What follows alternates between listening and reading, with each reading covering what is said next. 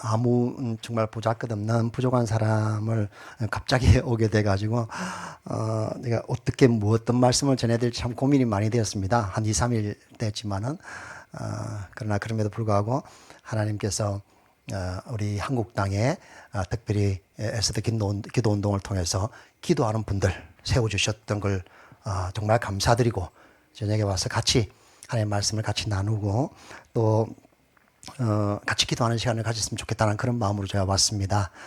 부족하지만은 또 하나님께서 하나님 손에 붙잡아 주실 줄 믿습니다.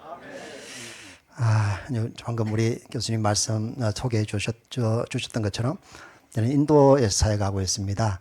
인도 땅에서 처음부터 지금까지 계속 인도 땅에서 올해 27년째 지금 사역하고 있고 저희는 특별히 이제 인도 땅에 인도는 이제 제가 좀 소개를 해드리겠지만 오늘 충분히 시간이 있으니까 아마 인도에 대한 이야기를 제가 좀 많이 하고 싶어요. 인도는 그 전체 인구 중에 80%가 힌두입니다. 힌두교 들어보셨죠, 그렇죠? 힌두교는요, 여러분 아마 힌두교에 대해 들어보셨던 분이 많겠지만 힌두교는 그 우상 신이 3억 3천만 개라고 합니다. 3억 3천만 개. 뭐 일본의 신도가 800만, 700만 이야기하지 않습니까? 근데 잽도 안 되게 진짜 신이 정말 많습니다. 정말 모두가 다 신이 돼요. 나중에 내가 신 종류를 알려드릴게요. 뭐 고무신 이런 것도 그런데 그 80%가 힌두교이고 15%에서 16%가 무슬림들입니다. 그리고 이제 나머지 이제 한 4% 안에 시크교가 있고 그 다음에 기독교가 조금 있고 그러다 보니까 그 인도는 우리나라는 믿지 않는 종교 없다 이런 사람 많지 않습니까? 인도는요 아무도 없습니다. 다 믿어요. 다 믿고 또 특히 이제 인도는 힌두교가 주종이지만은 저희는 어떤 사역을 하기 위해서 인도에 가게 됐냐면요 인도에 무슬림들을 위해서 저희는 갔습니다. 그래서 아마 한국 선교사로서는 인도 무슬림을 위해서 저희가 처음 들어간 것 같아요. 처음부터 정착을 하기를 무슬림 마을에 정착을 했습니다. 인도는 무슬림이 아까 15에서 6%로 했지 않습니까? 근데 놀라운 것은 15, 6%라도요. 얼마나 되냐면 인구가 2억 2천만 명입니다. 전 세계 무슬림 인구가 가장 많은 나라가 어느 나라냐면요. 인도네시아입니다. 인도네시아인데 우리는 무슬림 하면 어디를 생각하세요? 여러분 무슬림 그 복음화를 위해서 기도하시지 않습니까? 그죠? 중동을 생각하시죠. 지금 중동 전쟁 난. 그런데 놀라운 것은요, 중동에 있는 그 소위 아랍 연맹, 무슬림을 기치로 두고 있는 나라들 다 20여 개국을 다 합쳐도 인도 무슬림 숫자만큼 안 됩니다. 이거 이제 아무도 잘 몰라요. 이제 전 세계적인 선교 통계 속에 보면 그만큼 인도가 15, 6%지만은 그러나 인구로는 2억 2천. 무슬림이 인도네시아가 가장 많고 그 다음에 인도고 이제 어떤 분들은 뭐 파키스탄이 좀 더 많다는 분도 있습니다. 파키스탄 그 다음에 방글라데시가 있습니다. 전 세계 무슬림 인구가 약 18억 정도 된다고 뭐 일반적으로 이야기하거든요. 그런데 인도의 영향권 안에 있는 무슬림이 얼마나 되느냐면요. 인도가 2억 2천, 방글라데시가 파키스탄이 한 2억 2천 조금 뭐 전후되고요. 방글라데시가 1억 한 7, 8천 됩니다. 세 나라가 여러분 아시죠? 옛날에는 한 나라였습니다. 인도였죠. 그죠? 47년 독립 이전에는 세 나라가 인도였습니다. 그래서 원래 인도 영향권 안에 있는 무슬림 인구가 얼마냐면요. 약 한 7억 가까이 됩니다. 그러니까 전 세계 18억 무슬림 인구 중에서 약 7억, 약 한 35% 이상의 인구가 30에서 35에서 40% 인구가 인도 영향권 안에 있는 겁니다. 그러다 보니까 인도의 그 영향권 안에 있는 무슬림들이 문화가 다 똑같습니다. 인도 무슬림과 파키스탄 무슬림은 문화도 똑같고 언어도 똑같고 방글라데시 무슬림은 이제 문화는 똑같은데 언어가 달라요. 이제 벵갈어라는 언어를 쓰고 있습니다. 그런데 인도 무슬림들을 위해서 사역하는 선교사들이 거의 없었습니다. 외국인 선교사들도 없었고요. 저희는 인도에 처음 들어가서 인도 무슬림들을 위해 사역하기 시작해가지고 인도 무슬림 속에서 사람들이 자라고 아이들이 자라고 해서 그 아이들이 졸업하고 개종을 해가지고 신학교 가고 또 졸업하면서 교회를 개척하는 그런 일들을 현재 하고 있습니다. 여러분 인도 하면 뭐가 생각나세요? 맞습니다. 이 참 에스더 기도는 이게 뭐죠? 화답 리액션이 좋아서 맞습니다. 카레 제일 중요한 거죠, 그렇죠? 저는 늘 그렇게 말합니다. 하나님 다음으로 중요한 건 먹는 거니까 안 먹으면 죽지 않습니까, 그죠? 카레 맞습니다. 인도는요 카레가 없어요. 예? 무슨 말이지? 그 말의 의미는 뭐냐면요, 인도에는 한국 카레 같은 게 없다는 겁니다. 한국 카레는 없어요. 그래서 거기는 카레라고 하지 않고 커리라고 하는데, 커리. 근데 커리가 한 3천 종류 됩니다. 엄청 많아요. 저희는요, 매일 먹습니다. 하루에 어떨 때는 2끼, 어떨 때는 3끼도 먹고, 네, 여러분 인도 한번 오십시오. 제가 삼시세끼로 카레를 대접해 드리겠습니다. 맛있어요. 그리고 뭐 이건 여담인데, 카레 그 강황이라고 아시죠? 그렇죠? 강황이 얼마나 좋은 줄 아세요? 네. 강황이 왜 황산화 작용을 해가지고요, 인도는 치매가 많지 않아요. 이 카레 때문이라고 합니다. 필요하신 말씀. 진짜 그렇습니다. 그래서 물론 평균 연령이 좀 낮아서 치매가 많지 않는데, 근데 실제로 인도는 치매 환자는 거의 없어요. 예, 그런 거 보면 이 카레가 굉장히 중요합니다. 맞습니다. 먹는 거.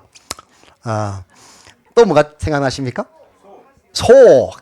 맞습니다. 소. 인도는요, 소고기를 못 먹어요. 왜냐면 소가 어머니 신이에요. 가장 큰 어머니 신입니다. 예, 아까 이야기했던 3억 3천만 개 중에서 그냥 탑 10 안에 들어가는 그 어머니 신입니다. 그래서 소가 막 길거리 다녀도 차가 피해 다니고, 사람들이 소를 길거리 다니는 소를 먹이고, 그런데 이 소고기도 못 먹고, 인도는 무슬림 속에 저희 하니까 무슬림 돼지고기 못 먹지 않습니까? 무슬림들은 몰래 말입니다. 암소는 못 잡아요. 암소 잡았다면 큰일 납니다. 정말 그 테러 당해 죽어요. 그런 경우가 많았습니다. 그래서 이제 물소, 그죠? 그 숫소, 물소, 새카만 거, 그런 거 몰래 잡아가지고 먹기도 하고, 또 이렇게 몰래 이렇게 팔로 다니기도 하고 하는데, 그러다 걸리면 큰일 납니다.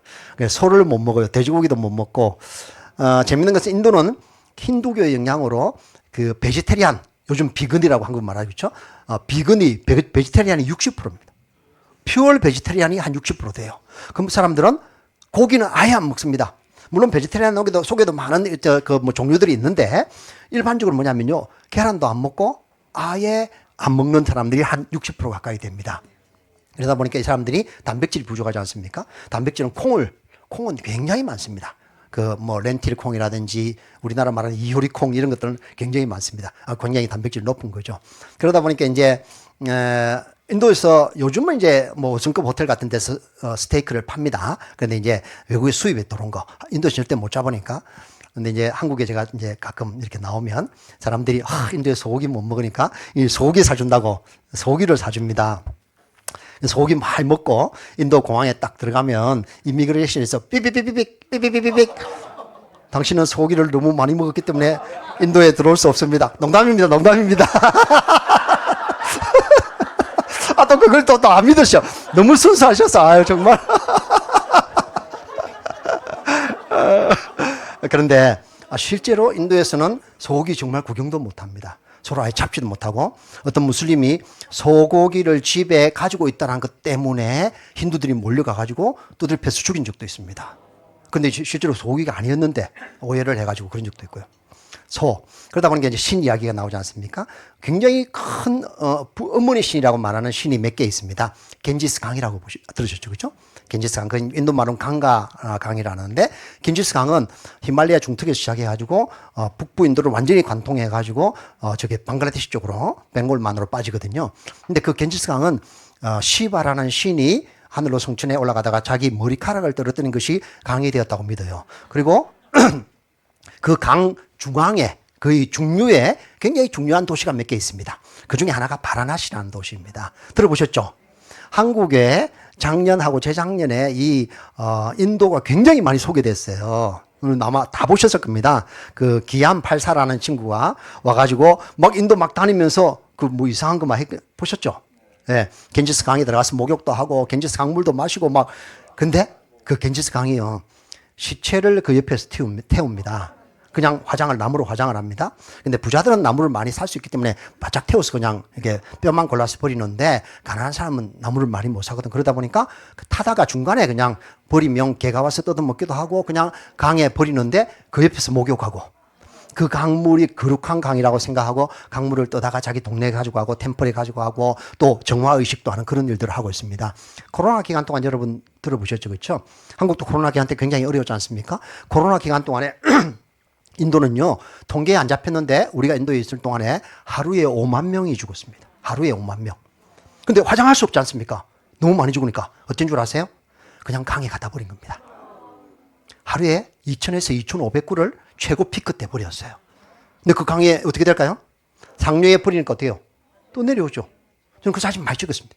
또 내려오면 강에, 저쪽 강에 이제 이렇게 흘러가는데 저쪽 편은 그 이제 강에 쓸리면서 시체가 쌓이거든요. 그게 쌓여가지고 오랫동안 놔두면 부패해가지고 뼈만 남는 그런 경우도 있고. 근데 그 강이 신성한 강이라고 믿고 강을 섬겨요. 그 강에 가보면, 그 바라나시에 저희는 교회가 있습니다. 한 9년 전에 저희가 교회를 개척해가지고 굉장히 예배를 잘 드리고 있는 교회입니다. 그 강에 가보면요, 정말, 매일 새벽 밤에 뿌자라고 합니다. 예배인데, 힌두 뿌자라고요. 평균 5만에서 6만 명 모입니다. 강가에. 우리 에스더 기도 운동, 우리 정말 이 몇천 명, 몇만 명 가지고 안 됩니다. 저는 그걸 생각해요. 거기는요, 매일 저녁, 사제들이 강가에 서가지고요, 7명 사제들이 아주 젊은 사제들이 서가지고 불로 그 겐지스 강에 예배 드리고 뿌자합니다. 같이 와가지고 같이 찬양도 하고 기도하고. 그 영적인 능력이요, 정말 이루 말할 수 없는 그런 큰 능력들이 그곳에 일어납니다. 기적도 일어나고요. 그런 어떤 강력한 능력들이 그 땅에 힌두들의 어떤 그런 그 사탄의 강한 능력들이 그 땅에 나타나고 있는 거예요. 신하면 굉장히 다양한 신들이 있는데, 여러분 혹시 쥐 좋아하세요? 쥐? 뱀 좋아하시는 분? 요즘 뭐 한국은 뱀 애완용으로도 키우던데. 그런데요, 인도는요, 뱀신은 굉장히 탁월한 유명한 신입니다. 나그라는 신이 아주 코브라, 그죠? 코브라. 그리고 쥐도 신이에요. 쥐 템플이 있습니다. 라자스탄 쪽으로 가보면 쥐 템플이 있는데, 아마 이 공간보다 한 10배 넓을 거예요. 온 템플에 쥐가 벌벌벌 돌아다닙니다. 그리고 그 쥐에 먹을 걸 주고 우유도 주고 같이 앉아서 예배 드리고, 그러니까 자기 뿌자하고 그 쥐하고 같이 이렇게 있으면 우유 한데, 그게 쥐가 와서 우유를 먹고 있으면 그 찍어가지고 이마에 바르고 입에 대기도 하고.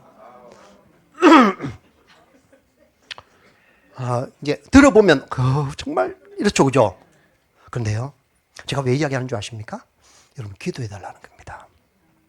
그 우상에 찌들어 있는 그 땅이 얼마나 정말 불쌍하고 얼마나 안타까운지 모릅니다. 인도에 대한 이야기를 조금만 더 할게요. 어느냐면요, 여러분, 전 세계에 우리가 복음을 전하지 않습니까? 선교사들이. 또 여러분, 선교사를 위해서 기도하지 않습니까? 전 세계에 우리가 소위 1980년부터 미전도 종족 개념이라는 것이 나왔습니다. 미전도 종족 개념이 나와가지고 전 세계에 어디에 미전도 종족이 가장 많느냐 찾아봤습니다. 이제 선교학자들이 찾아봤는데, 전 세계에서 미전도 종족이 가장 많은 나라가 인도입니다. 네, 인도가요, 이제 그 단체마다 좀 통계가 다르긴 하는데, 인도가 미전도 종족, 처음에 처음 조사했을 때 미전도 종족이 한 4,500 종족 정도 된다 했습니다. 그러다 보니까 그 미전도 종족에 계속 복음을 전했습니다. 지금은요, 한 2,300 종족 정도가 미전도 종족이라 합니다. 여러분, 그 요사 프로젝트라든지 IMB 인터내셔널 미션 보드라는 그 사이트에 들어가 보면 미전도 종족이 어디 있는지 전 세계 지도에 표시한 것이 있습니다. 자세히 보면요, 그 빨간 점으로 표시했는데 인도만 새빨갛습니다. 자, 한번 이 이야기를 왜 제가 하냐면요, 여러분, 미전도 종족이 소위 말해서 예수님이 복음이 그 땅에 들어와서 미전도 종족이 예수님 믿는 전도 종족으로 되지 않습니까? 자, 성경에 뭐랬죠? 모든 민족에게 복음이 전파되어야 그제야 뭐랬죠? 끝이 온다고 했죠. 그 끝이 뭘까요? 예수님 오신다는 말이잖아요, 그죠? 예수님 오신다는 징조거든요. 그러면 어디가 복음화되면 예수님 오실까요? 인도입니다. 확실합니다, 그거는. 제가 그냥 말하는 거 아닙니다.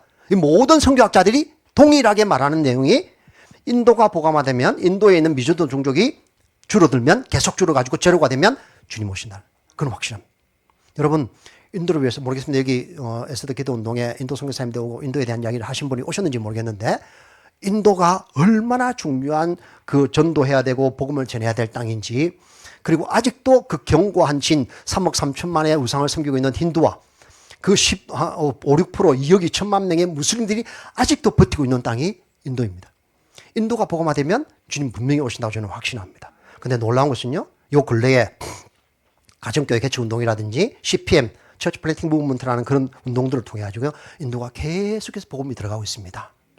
이 들어가는 중에 지금 굉장히 한 10여 년 브레이크가 걸려 있습니다. 아까 우리 교수님 말씀하셨지만은요, 12년 전에 인도에 정권이 새로 들었습니다. 지금 현재 정권이죠. 이게 이제 뭐 인터넷에 올라가지고 나중에 제가 인도 못 들어갈 수도 있을지 모르겠는데, 12년 전에 이 정권이 들었으면서 인도에 굉장히 힌두교 나라로 바꾸려고 탄압을 하기 시작했습니다. 개종금지법이 지금 엊그저께 또 인도에서 두 번째로 큰 마하라스트라는 주에 개종금지법이 발의됐습니다. 개종금지법이란 말이 의미가 뭐냐면요, 다른 종교에서 다른 종교로 개종 못하게 돼 있다는 거예요. 개종하는 것에 대해서 발각이 된다든지 하면 감옥에 갑니다. 무조건 감옥에 갑니다. 보석도 없습니다. 그것이 이제 원래는 무슬림들 때문에 사실 시작된 법이거든요. 그런데 무슬림하고 기독교가 그 마이너리티, 그 소그룹이니까 그냥 싸잡아서 통째로 붙잡혀가는 겁니다. 작년 한 해만 인도 내에서 작년 한 해만 감옥에 간, 복음 전했고 또 모임했다는 이유 때문에 감옥에 간 목사님들이 1,600명입니다. 여러분, 요 근래에 그 박해 지수 나왔는데 인도가 12위고요. 그럼 아마 다 보시고 있죠, 그렇죠? 그저께 발표한 것 중에 하나가 뭐냐면요, 가장 많은 믿는 것 때문에 감옥에 간 기독교인이 가장 많은 나라가 인도라고 그저께 발표한 겁니다. 유피주라는 곳이 있습니다. 유피주 가장 인구가 많은 주입니다. 주 하나가 인구가 2억 2천만이에요. 우리 델리 바로 붙은 주인데 그 주에 작년 한 해 동안에 250명의 목회자들이 감옥에 갔습니다. 지금은요, 작년부터 시작해서 지금은 모임도 못하게 합니다. 저희는 그 주에 교회가 몇 개 있는데 그 주의 교회는요, 주일날 새벽에 7시도 모이고 어떨 때는 같이 연락해가지고 저녁 6시, 7시에 모이고 낮에는 못 모이게 합니다. 저희 교회는 매일 모였던 교회거든요. 왜냐면 아까 이야기했지 않습니까? 어린 아이들이 와서 자라가지고 공부하고 또 신앙생활 하다가 자라가지고 고등학교 졸업하고 대학을 졸업해가지고 신학 가서 교회 개척하는 그런 교회였거든요. 작년 한 해 동안 거의 못했습니다. 여러분, 인도를 위해서 기도해 주셔야 됩니다. 제가 나중에 이제 설교 마치고 같이 기도할 때 우리 인도를 위해서 좀 기도하겠지만 말입니다. 정말 인도가 하나님 앞에 인도가 돌아왔으면 주님 오실 날이 가까워질 거고요. 또 인도가 하나님 앞에 바로 서면요, 인도는 동서양이 만나는 나라입니다. 인도 사람들 어떻게 생긴 줄 아시죠? 그 동양 사람처럼 생겼음에도 서양 사람, 인도가 종족이 많다는 말이 그런 의미입니다. 그 말의 의미는요, 다른 우리 동양 사람들처럼 생긴 사람이 다른 어떤 서양, 아프리카나 이런 데 가서 복음 전하면 굉장히 어려운데, 비슷하게 생긴 인도 사람들이 변하면 무슬림들도 굉장히 강력하게 복음 전할 수 있는 길이 열린다는 것입니다. 기도해 주시기 바랍니다. 인도는 아직도 카스트 제도가 있습니다. 계급제도 들어보셨죠? 계급제도는 뭐냐면요, 인도는 4가지 계급이 있습니다. 위에 세계 상층 계급, 그 다음에 수두라는 노예 계급. 근데 노예 계급 아래에 또 다른 계급이 있어요. 그게 뭐냐면 불가촉 천민이라고 합니다. 불가촉 천민은 어떤 사람들이냐면요, 사람들이 만지지도 못하는 사람. 근데 그 만지지도 못하는 사람의 숫자가요 한 2억 5천만 됩니다. 10한 6, 7%. 그런데 이 사람들은 정말 사람 취급도 못 받고 살아갑니다. 가장 낮은 쓰레기 또는 똥, 이런 동물도 시체 치우는 일들을 하는데, 그 사람들이 다니는 길이 따로 있고, 심지어는요, 시골에는 아직도 그 사람들 중에 굉장히 유명한 분이 한 분 있습니다. 안베드kar이라는 분이 있는데, 안베드kar이라는 분은 자기 어릴 때부터 이렇게 자기 집에서 할아버지 자손 대대로 불가촉 천민인데, 자기 할아버지는요, 어떻게 다닌 줄 압니까? 길거리 다니면서 이렇게 다닙니다. 빗자루를 들고 다녔대요. 어릴 때. 자기는 태어나면서 불가촉 천민이니까 그냥 당연한 거라 생각했죠. 나중에 보니까 자기가 지나간 길이 부정해졌다고 길을 쓸고 다닌다. 종을 들고 다닙니다. 불가촉 천민들은, 시골에는. 왜냐면요, 이 부정한 사람이 지나다니니까 조심하라고. 그림자도 못 밟게 합니다. 그 정도로 아주 정말 낮은 계급의 천민들이 많이 있는 겁니다. 근데 놀라운 것은요, 그 사람들 속에 예수 믿는 사람들이 나오기 시작하는 거예요. 왠줄 아시죠? 여러분, 그리스도 안에 다 하나됨을 성경은 말하고 있거든요. 그것 때문에 그 많은 사람, 그러다 보니까 영향력은 없습니다. 그러나 그럼에도 불구하고 계속해서 지금은 그 가장 어려운 핍박 속에 있는 그 인도 땅이 그래도 계속해서 부흥의 길들을 걷고 있는 중에 있습니다. 인도를 위해서 계속 기도해 주시면 정말 감사하겠습니다. 인도에 대한 이야기를 더 많이 하고 싶은데 졸릴 것 같아가지고. 저는 인도에서 사역을 했고 오늘 여러분하고 좀 같이 나누고 싶은 말씀은 은혜에 대한 이야기를 하고 싶어요. 그럼 은혜 아시죠? 네, 은혜. 기독교인들에게 가장 많이 쓰이는 용어를 이제 쭉 조사를 해보면요. 은혜, 사랑, 믿음, 구원 이런 단어라고 합니다. 여러분 전 세계에서 가장 많이 불린 찬양이 뭔 줄 아세요? 은혜. 맞습니다. 어떻게 한국이 부르는 이 은혜 말고 요즘 나오는 이 은혜 말고 전 세계에서 어메이징 그레이스입니다. 전 세계에서 가장 많이 불렸던 역사 속에서 가장 많이 불렸던 찬양이 옛날 405장 어메이징 그레이스. 우리나라 말로는 나 같은 죄인 살리시 이렇게 했는데 원래 원어는 어메이징 그레이스지 않습니까? 근데 한국에 들어오니까 이번에 누가 어떤 분이 은혜라는 찬양을 또 만들었더라고요. 너무 좋더라고요. 그렇지 않습니까? 여러분 은혜 좋아하시죠? 그래서 애 나오면 이름을 은혜로 많이 지었죠. 그렇죠? 예. 그런데요. 은혜가 뭡니까? 은혜가 뭡니까? 값없이 주는. 그러니까 좀 더 정확하게 말하면 받을 자격이 없는 사람에게 그냥 값없이 주어진 것, 그것이 은혜입니다. 그죠? 믿으십니까? 근데 저는 하나님께서 우리에게 베푸신 은혜가 있다고 저는 믿거든요. 그 은혜가 저는 두 가지라고 생각합니다. 잘 기억하십시오. 따라해 보십시오. 첫째, 구원의 은혜. 둘째, 나의 삶 가운데 매일 베풀어 주시는 은혜. 두 가지가 있다고 저는 믿습니다. 첫 번째 구원의 은혜는 우리가 예수 그리스도를 내가 믿음으로 말미암아 그분이 나에게 은혜를 베풀어 주셔서 우리가 구원받았다. 그래서 조금 전에 이야기했던 것처럼 그 은혜는 받을 자격이 없는 사람에게 거저 주어지는 것. 그죠? 거저 주는 게 뭐가 있는 줄 아십니까? 거저 주는 건 뭐냐면요. 성경은 뭐라냐면요. 선물이라고 말합니다. 그래서 2장 8절에 우리 잘 알죠? 다 암송하시죠? 그죠? 너희가 그 은혜로 인하여 믿음으로 말미암아 구원을 얻었나니 이것이 너희에게서 난 것이 아니요 하나님의 선물이라. 그게 다른 말로 하면 은혜는 선물이라는 겁니다. 그래서 여러분 선물은 어떻게 합니까? 예를 들면 여러분 교회 담임 목사님이나 우리 교수님 생신인데 딱 이제 선물을 딱 준비해 가지고 교수님 생신 축하드립니다 하고 딱 드리면서 교수님 이 선물이 한 20만 원짜리인데요. 내가 드릴 테니까 이거 드릴 테니까 20만 원 내놓으세요. 만약에 그렇게 한다면 그 선물입니까? 아니죠. 그런 걸 전문용어로 강매라고 합니다. 그 선물 아닙니다. 그죠? 선물은 뭐죠? 거저 주는 겁니다. 그런데요, 어떻게 보면, 교수님이나 담임 목사님들은 어떻게 보면 성도님들이 너무 감사해서 받을 자격이 있는 분들에게 드리잖아요. 근데 성경에서 말하는 선물은요, 받을 자격이 전혀 없는 사람에게 하나님이 구원을 선물로 주셨다는 겁니다. 은혜는 선물이고, 선물은 거저 주는 겁니다. 믿습니까? 네, 거저 주는. 그런데 왜 하나님이 우리에게 은혜로 구원을 거저 선물로 우리에게 주셨을까요? 혹시 세가 예? 셀 수 없이? 너무 그 은혜 그 크기 때문에 예. 그걸 받을 사람이 자격이 안 되는데 그걸 어떻게 받을 수가 있겠어요? 그냥 주시는 거예요. 맞는 것 같은데 잘 모르겠습니다. 근데 한번 생각해 보십시오. 왜 선물로 주셨을까요? 혹시 사랑하니까 이 답이 나와야 됩니다. 원래는. 자, 그런데요.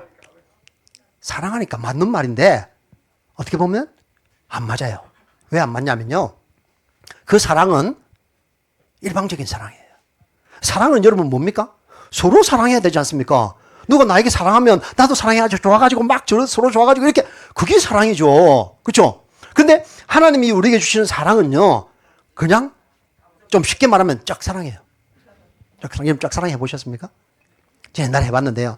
미쳐. 내 혼자 사랑하면 난 내 혼자 좋아가지고 그러는데 돌아보지도 않는 정말 가슴 타죠. 하나님의 사랑이 그 사랑이라는. 하나님 사랑은요, 다른 말 또 하면요, 그분의 사랑은 미친 사랑이에요. 저는 그분의 사랑만 생각하면요, 정말 저는 인도에서 우리 교회마다 매주 내가 설교하러 다니는데요. 그분의 사랑만 생각하면요, 가슴이 미어져요. 한번 생각해 보십시오. 어떻게 사랑하시는지 아시죠? 그렇죠? 가장 잘 아는 요한복음 3장 16절 어떻게 사랑하셨다고요? 당신의 아들까지 주시기까지 사랑하셨다는 겁니다. 미치지 않고 이럴 수 있어요? 그런 미친 사랑을 하신 거예요. 하나님은 우리를 향해서 미친 사랑을 좀 표현이 좀 이상한데요. 정말입니다. 여러분 한번 생각해 보십시오. 여러분에게 그걸 한번 적용해 보십시오. 여러분이 전혀 잘 모르는 사람이 있어요. 그 사람이 이제 뭐 예를 들면 간이 완전히 망가져가지고 이식 수술하지 않으면 죽어요. 근데 여러분 아들이 하나 있는데 그것도 아들 하나야. 아들이 하나 있는데 그 아들하고 매칭을 해보니까 간이 맞아. 근데 그 아들의 간을 떼가지고 이 내가 전혀 모르는 사람에게 간을 주면 내 아들이 죽어요. 줄 수 있겠습니까? 좀 비근한, 아주 굉장히 비근한 예인데요. 나 절대 못 줘요. 절대 못 줘요. 근데 그분은 주셨던 겁니다. 그분은 주셨던 거예요. 그게 하나님의 사랑이에요. 그게 하나님의 사랑. 여러분, 하나님 여러분을 얼마나 사랑하시는 줄 아십니까? 한번 그렇게 비교를 해가지고 한번 생각해 보십시오. 그렇게 사랑하셨어요. 일방적으로. 근데 그 사랑하셨는데도 우리는 필요 없어요. 싫어요. 대부분의 사람들이 그러잖아요. 그렇죠? 싫어요. 근데 내가 받기 싫으면 하나님도 못 주는 거예요. 어떻게 보면. 근데 또 한 가지 좀 더 깊게 들어가 볼까요? 왜 사랑하셨을까요? 이러면 이제 답 못하죠. 왜 사랑하셨을까요? 성경은요, 왜 사랑했는지 정확하게 이야기해요. 오늘 우리가 얘기했던 4절, 뭐랬죠? 이랬죠? 긍휼에 풍성하신 하나님이 우리를 사랑하시다. 무슨 말인지 이해하시겠습니까? 하나님을 사랑한 이유가 있습니다. 그 사랑이라는 것이 어디서 우러났냐면요, 긍휼이라는 것에서 우러났다는 겁니다. 긍휼에서 우러났어요. 긍휼이란 말의 의미는 아시죠? 뭐죠? 불쌍히 여기더라. 하나님 우리를 어떻게 하셨다고요? 불쌍히 여기신 겁니다. 불쌍히 여기고 하다 보니까 그냥 사랑해가지고 그냥 자기 아들까지 주신 거예요. 디도서 3장 5절은 정확하게 이렇게 말합니다. 하나님의 우리가 우리의 행한 바 의로운 행위로 말미암지 않고 그의 긍휼하심으로 우리를 구원하셨다 해요. 사랑이란, 그러니까 좀 더 쉽게 말해볼게요. 은혜라는 단어 나왔죠? 은혜라는 단어 속에는 사랑이 있고요. 사랑이라는 단어 속에는요, 긍휼이라는 단어가 들어가 있는 겁니다. 그분이 우리를 불쌍히 여긴 겁니다. 하나님이 여러분들 불쌍히 여기신 거예요. 저도 불쌍히 여겨줄 거예요. 저는 이 설교를 할 때마다 늘 하는 비유가 있습니다. 저희는 아이들이 참 많아요. 아이들이 저희가 교회 개척했던 교회 16개거든요, 지금까지. 근데 힘들고 어려워도 그래도 매년 개척합니다. 그냥 힘들어도 또 아이들이 자라서 크면 또 졸업시키면 무조건 개척합니다. 1년에 2개, 1개, 2개씩 계속 개척했습니다. 근데 아이들이 굉장히 많다 보니까 1년에 매년 캠프를 자주 가요. 캠프. 여러분, 그 청년들이 변화할 수 있는 가장 좋은 방법이 뭔 줄 압니까?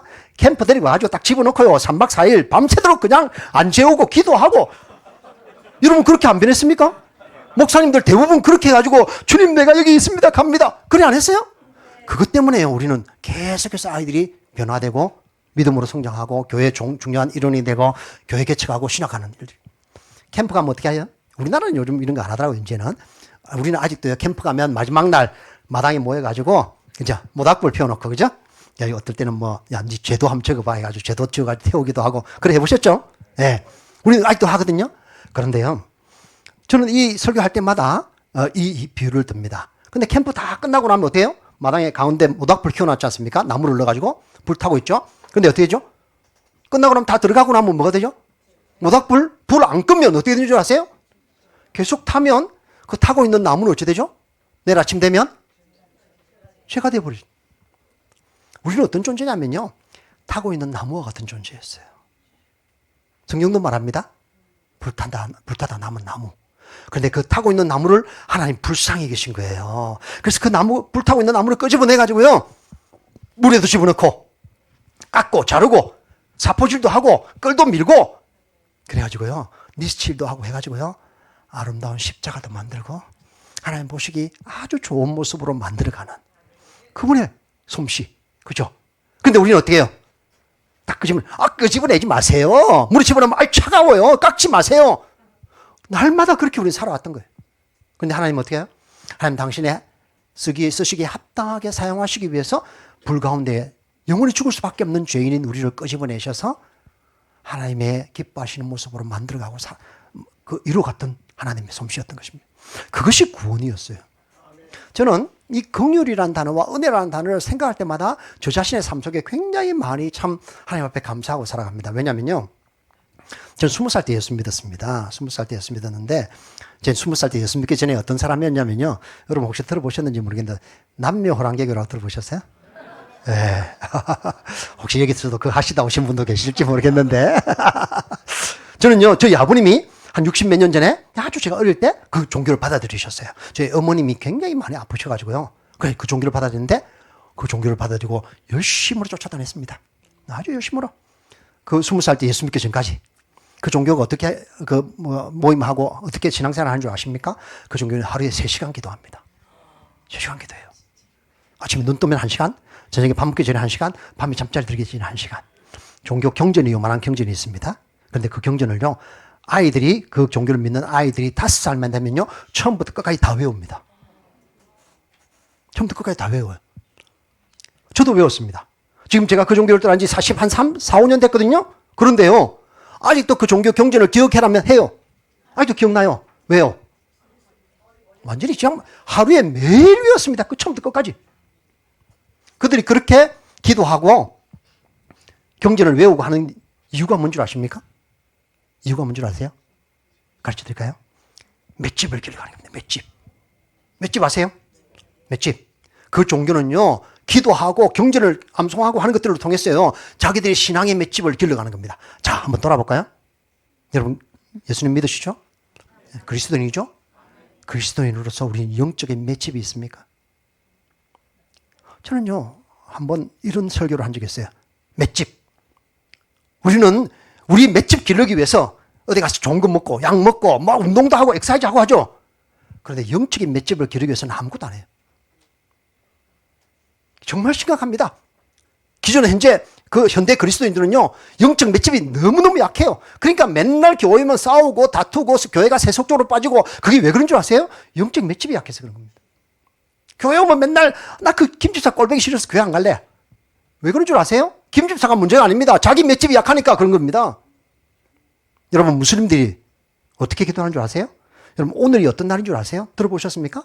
오늘이요, 어제가 지역마다 조금씩 다른데 메카를 중심으로 여기까지 오면서 무슬림들이 어제가 라마단 끝난 날입니다.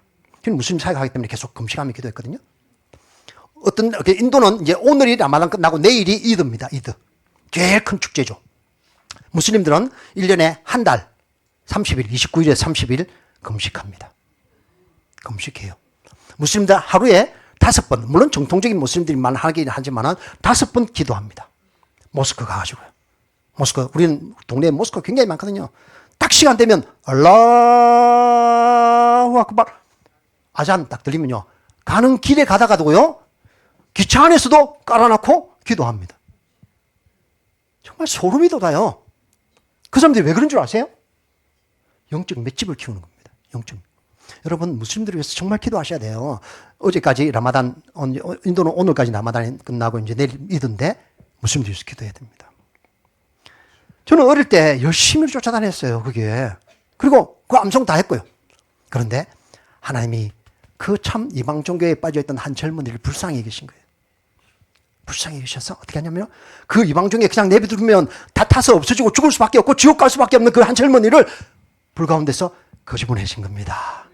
그리고 물에도 집어넣고 깎기도 하고 자르기도 하고 나중에 목사로 세우셔서 더 나아가서는 열방을 향해서 복음을 전하는 선교사로 세워져가지고요, 지금은 그 영적 맷집을 기르는 무슬림 속에 들어가서 복음 전하게 하고 그 아이들 키우고 가게 하고요.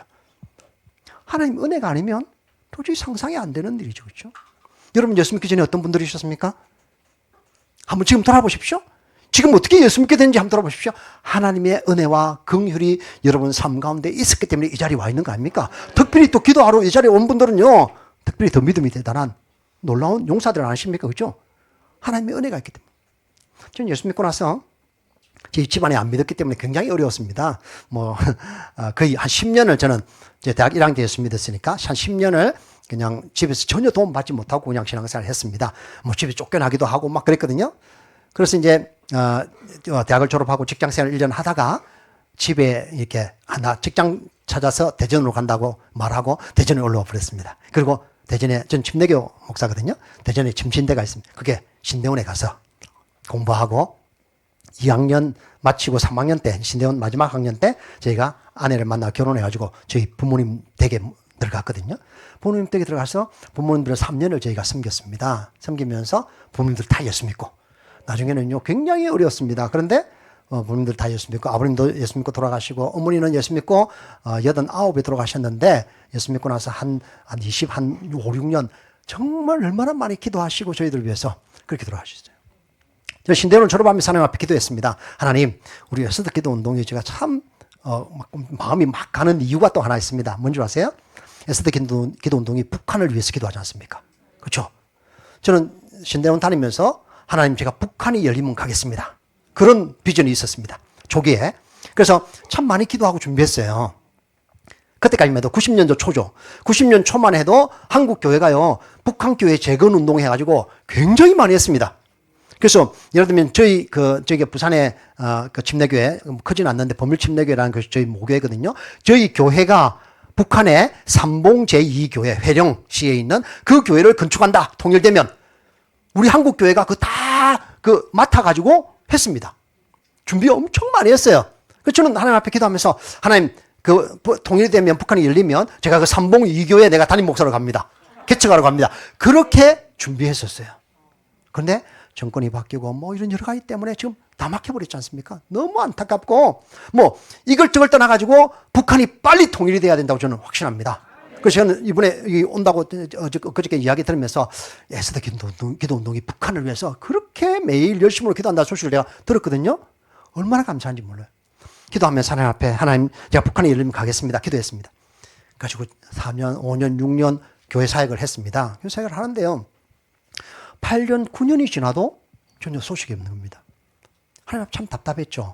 그러던 중에 98년도입니다. 98년도에 저희 청년들하고 이제 수련회를 갔다가 같이 와가지고 저녁을 먹고 있는데 앞에 있는 한 청년이 저에게 목사님 손톱이 좀 이상해요 이러는 거예요. 그래서 보니까 손톱 밑에 까만 줄이 하나 생긴 겁니다.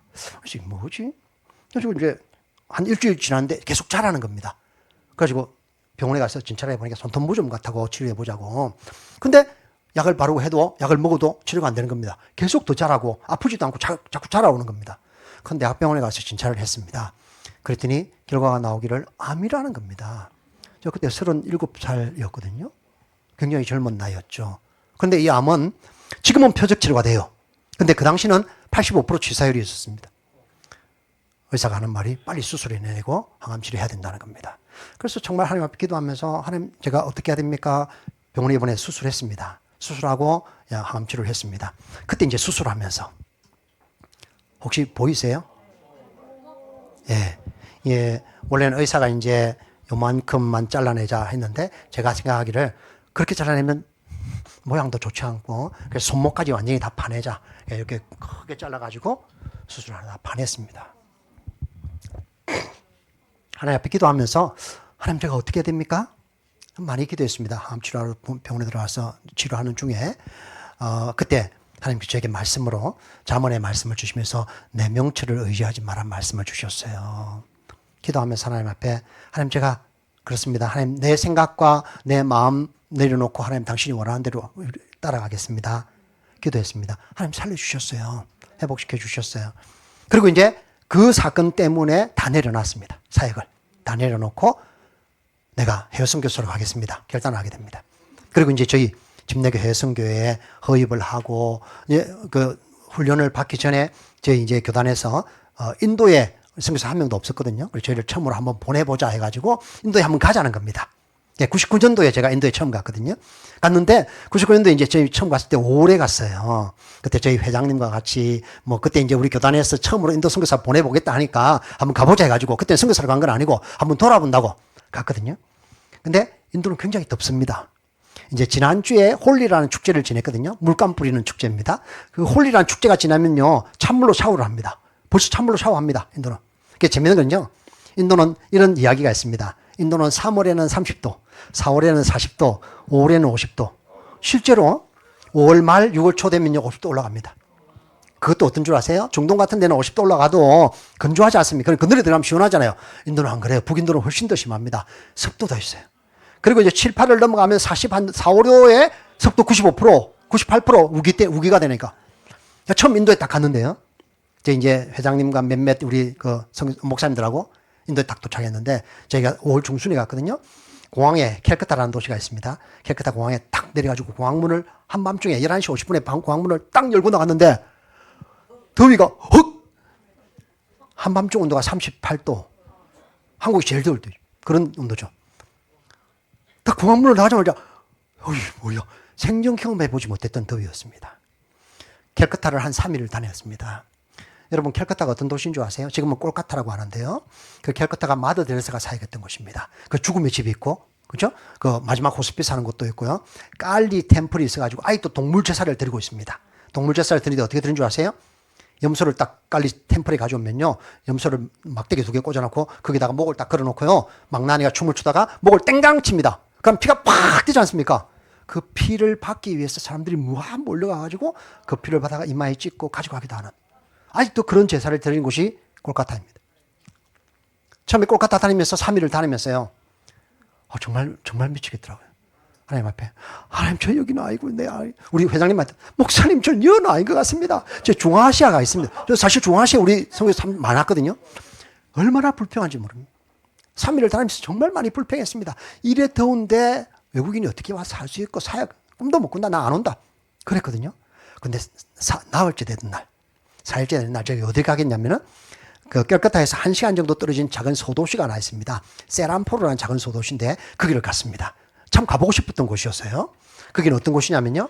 지금부터 한 250년 정도 전에 230년 정도 전에 1792년에 거기에 영국 선교사님이 왔어요. 1792년에 누가 왔냐면요. 윌리엄 캐리라는 선교사님이 거기에 왔습니다. 우리가 소위 말하는 근대 선교의 아버지. 참 대단한 분이에요. 우리 집내교 선교사님, 선배 선교사님이고요. 영국 집내교 선교사님 오셨던 분이거든요. 1792년에 그게 처음 인도에 영국 선교사로 윌리엄 캐리가 돌아가지고 거기서 사역을 합니다. 그분은요, 여러분 윌리엄 캐리 선교사님 전기를 꼭 한번 읽어보십시오. 그분은 어떤 분이냐면요. 그 당시 비행기가 있었습니까? 없었어요. 냉장고, 에어컨, 전기도 없었습니다. 차 없었습니다. 어느 줄 아세요? 영국에서 출발해 인도로 들어오는데 어떻게 들어오는 줄 압니까? 배 타고 들어옵니다.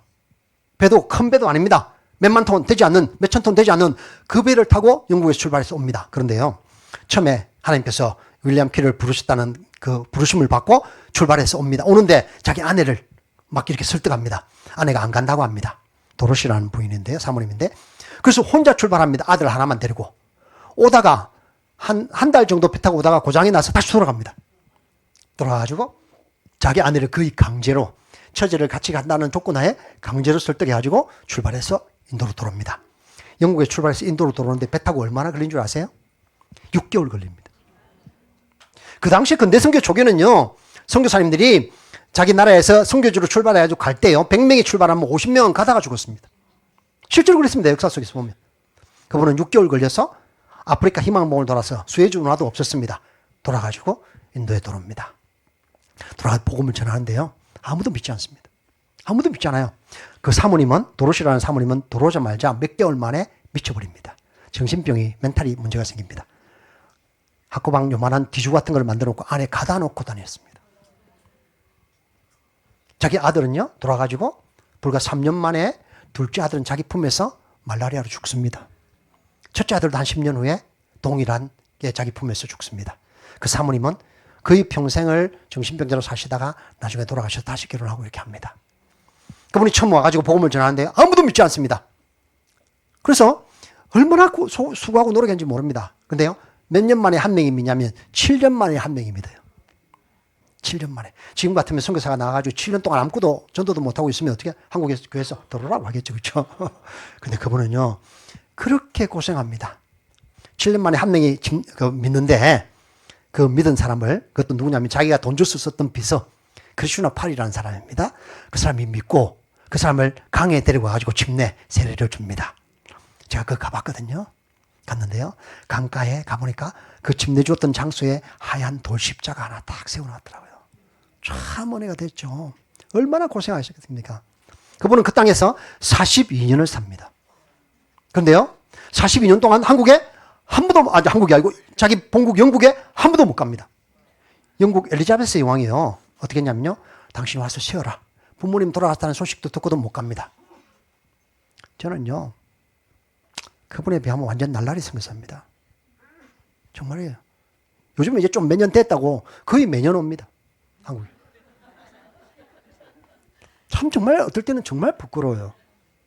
한 번도 못 가고 그분은 그 땅에서 사셨어요. 놀라운 건요.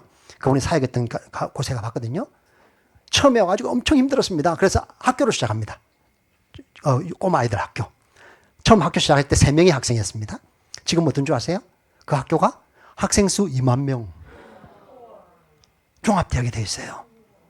안에 신학과도 있고요. 물론 지금 좀 그 자유주의에 빠져야 좀 힘들긴 한데요.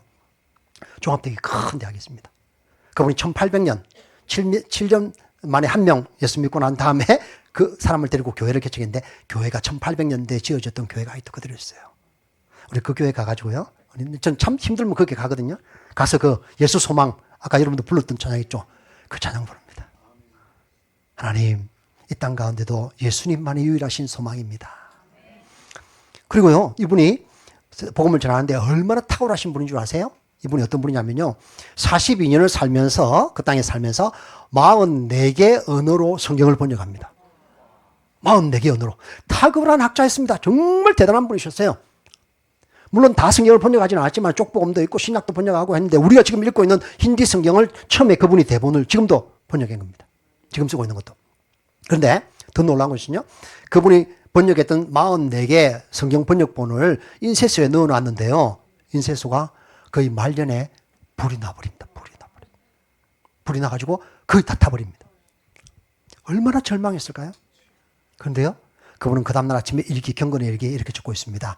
내가 평생을 들여서 번역했던 성경이 불탄 것으로 인해서 다시 하나님의 말씀을 번역할 수 있는 기회를 주신 하나님께 감사하다고 적고 있습니다.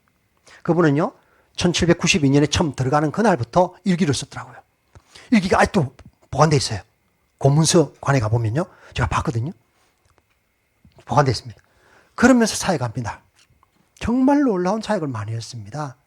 저희가 그 사역지를 쭉 돌아보고 마지막에 어디 갔냐면 그분이 묻혀있는 무덤에 갔습니다. 무덤에 갔는데요. 한 10분 정도 떨어지는 곳인데 갔더니 풀이 이만큼 자라고 아무도 돌보는 사람이 없더라고요.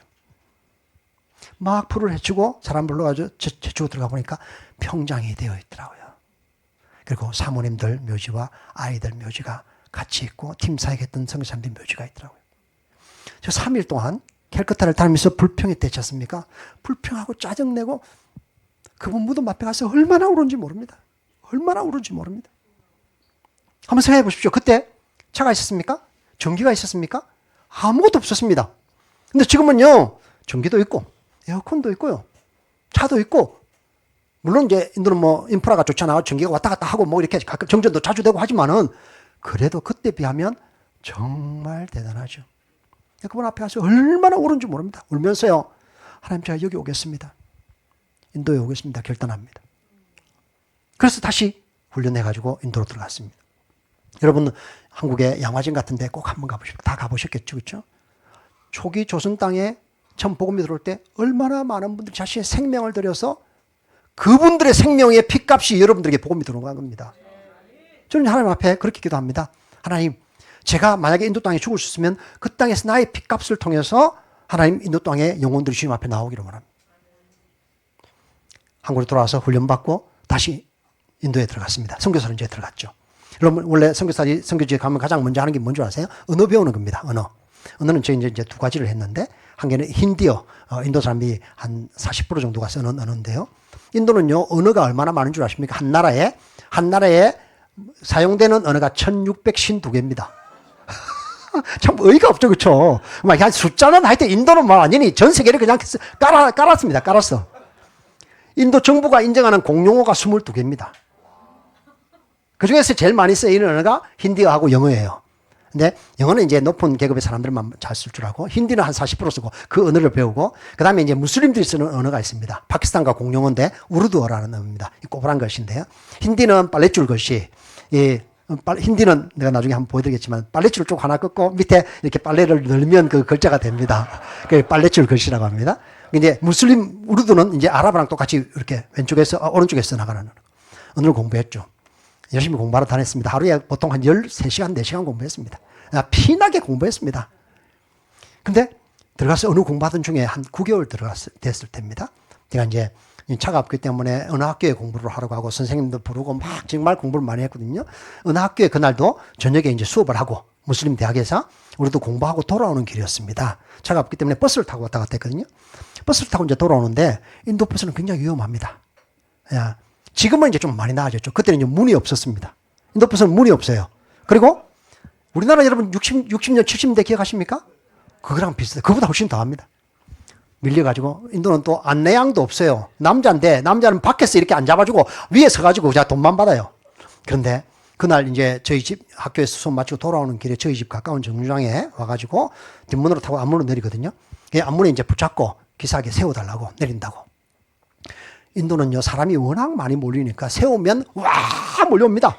그렇기 때문에 대부분 안 서고 움직이면서 뛰어내려요. 그래서 저도 이제 우리 정류장에 딱 서면 내린다고 잡고 있는데 안 세워주는 겁니다. 그래서요, 세워달라고. 내리라는데 못 내리죠. 위험해서요. 그 다음 정류장에 딱 서면 내리겠다 하고 앞문에 이제 붙잡고 가는 중이었습니다. 근데 가던 중에 저희 집 근처에 그 플라이오버를 공사했습니다. 공사장을 지나가면서 버스가 덜컹 흔들렸습니다.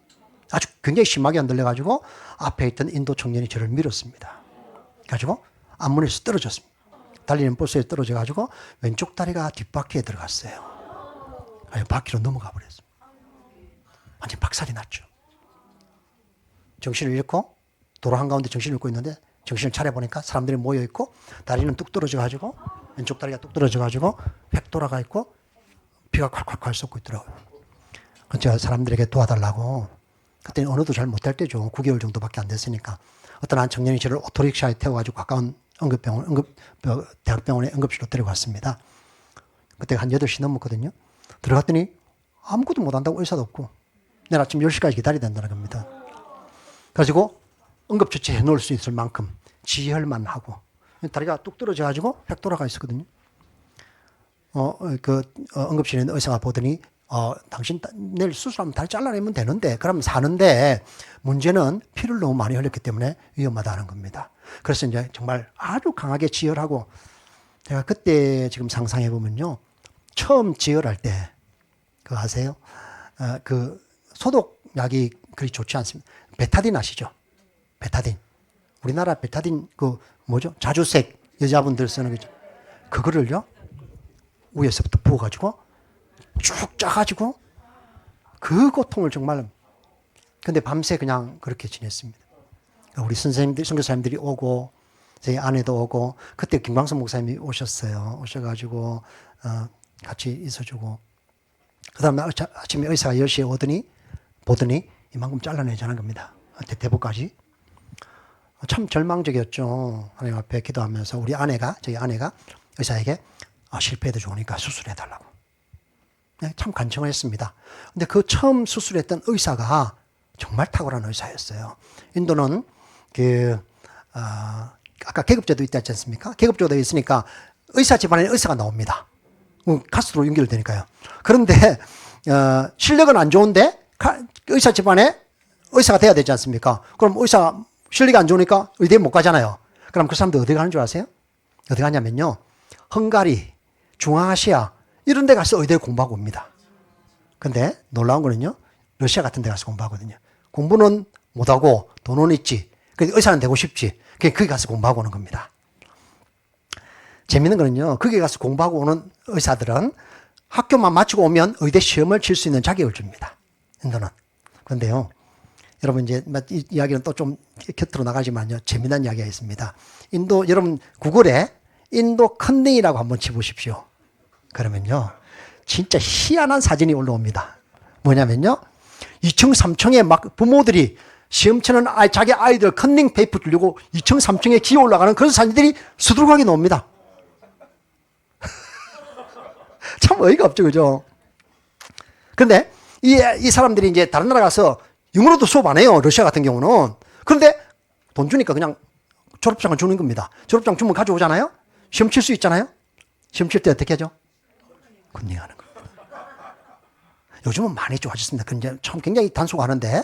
그래서 요즘은 컨닝 못하게 하려고 공무원 시험 같은 거 치면요. 아예 컨닝을 못하게 하려고 비행장에 바닥에 앉아가지고 한 5m씩 떨어져 비행장에 앉아가지고 완전히 팬티 레닝만 입혀가지고 시험 치는 경우도 얼마 전에 있었습니다. 그 정도로 컨닝을 많이 했어요. 뭐 다리 다친 뭐 심각한 이야기 하다가 갑자기 이런 이야기야. 근데 더 참 놀라운 이야기가 있습니다. 그 사람들이 이제 내려와가지고 그 국가고 쉬지 않습니까? 다 합격합니다. 컨닝하기 때문에.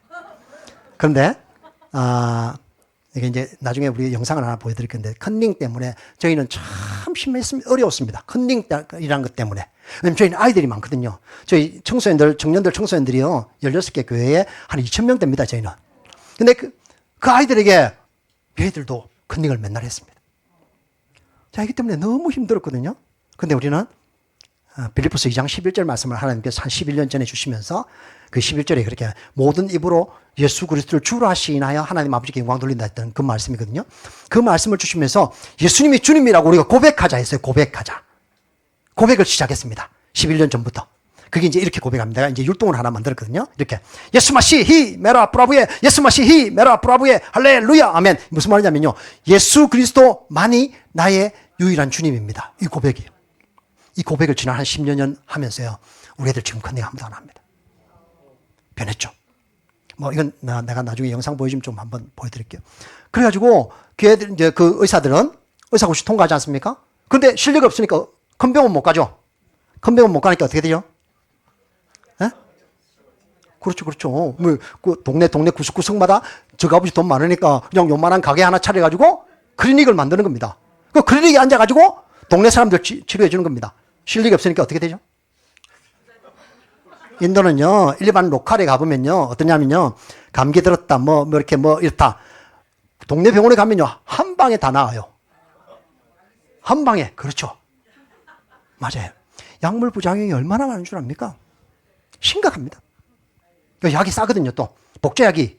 미국 같은 데서 그 오리지널 라이센스가 끝나고 나면 인도는 무조건 만들어냅니다. 한 가지, 팁. 이게 또 이런 말 하면 안 되는데. 네. 발모제가 나와요. 발모제. 좋아하시는데.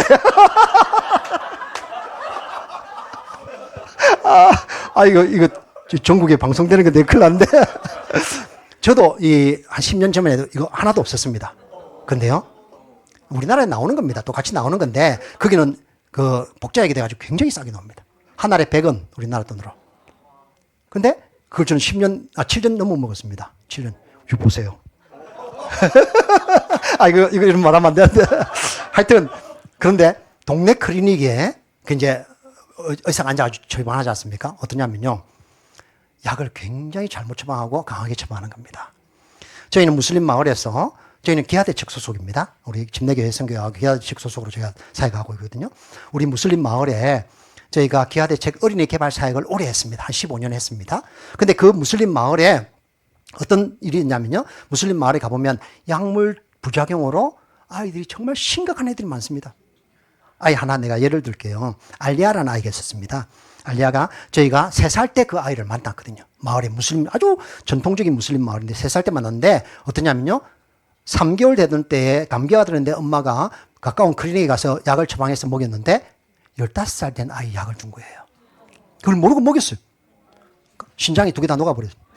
자라지도 못하고 눈이 멀어가고 피 매일 한 달에 2-3번씩 수혈을 해야 되고 3살 때 우리가 딱 만났거든요. 어린이 개발 사역 하면서 제가 그 가정에 가서 기도해주고 우리가 도와주겠다. 이 부부가 가정이 얼마나 가난하냐면요.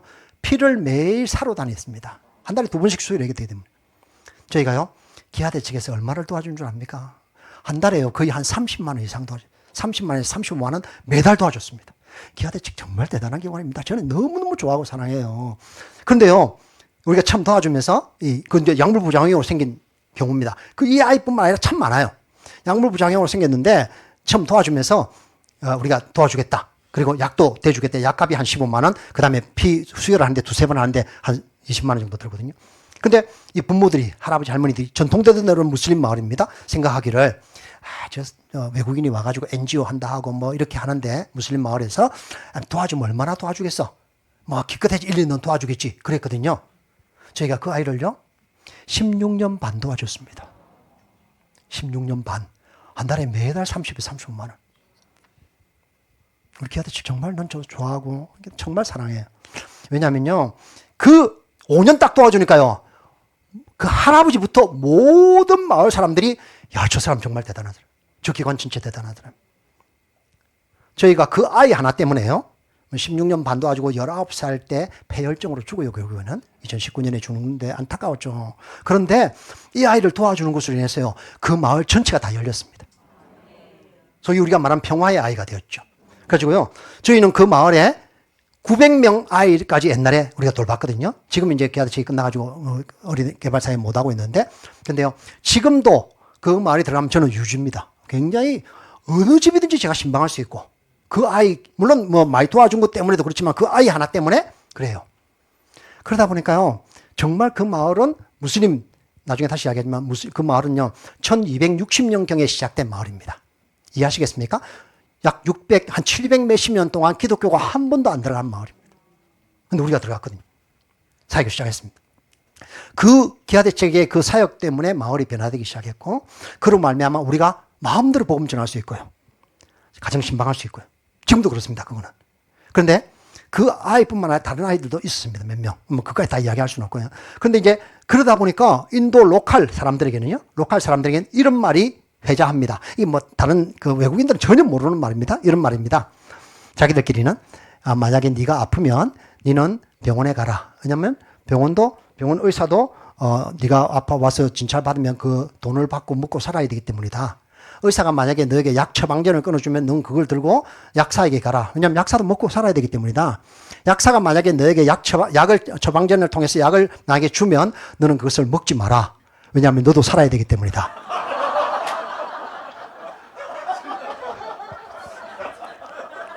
실제로 그런 말이 회자가 됩니다.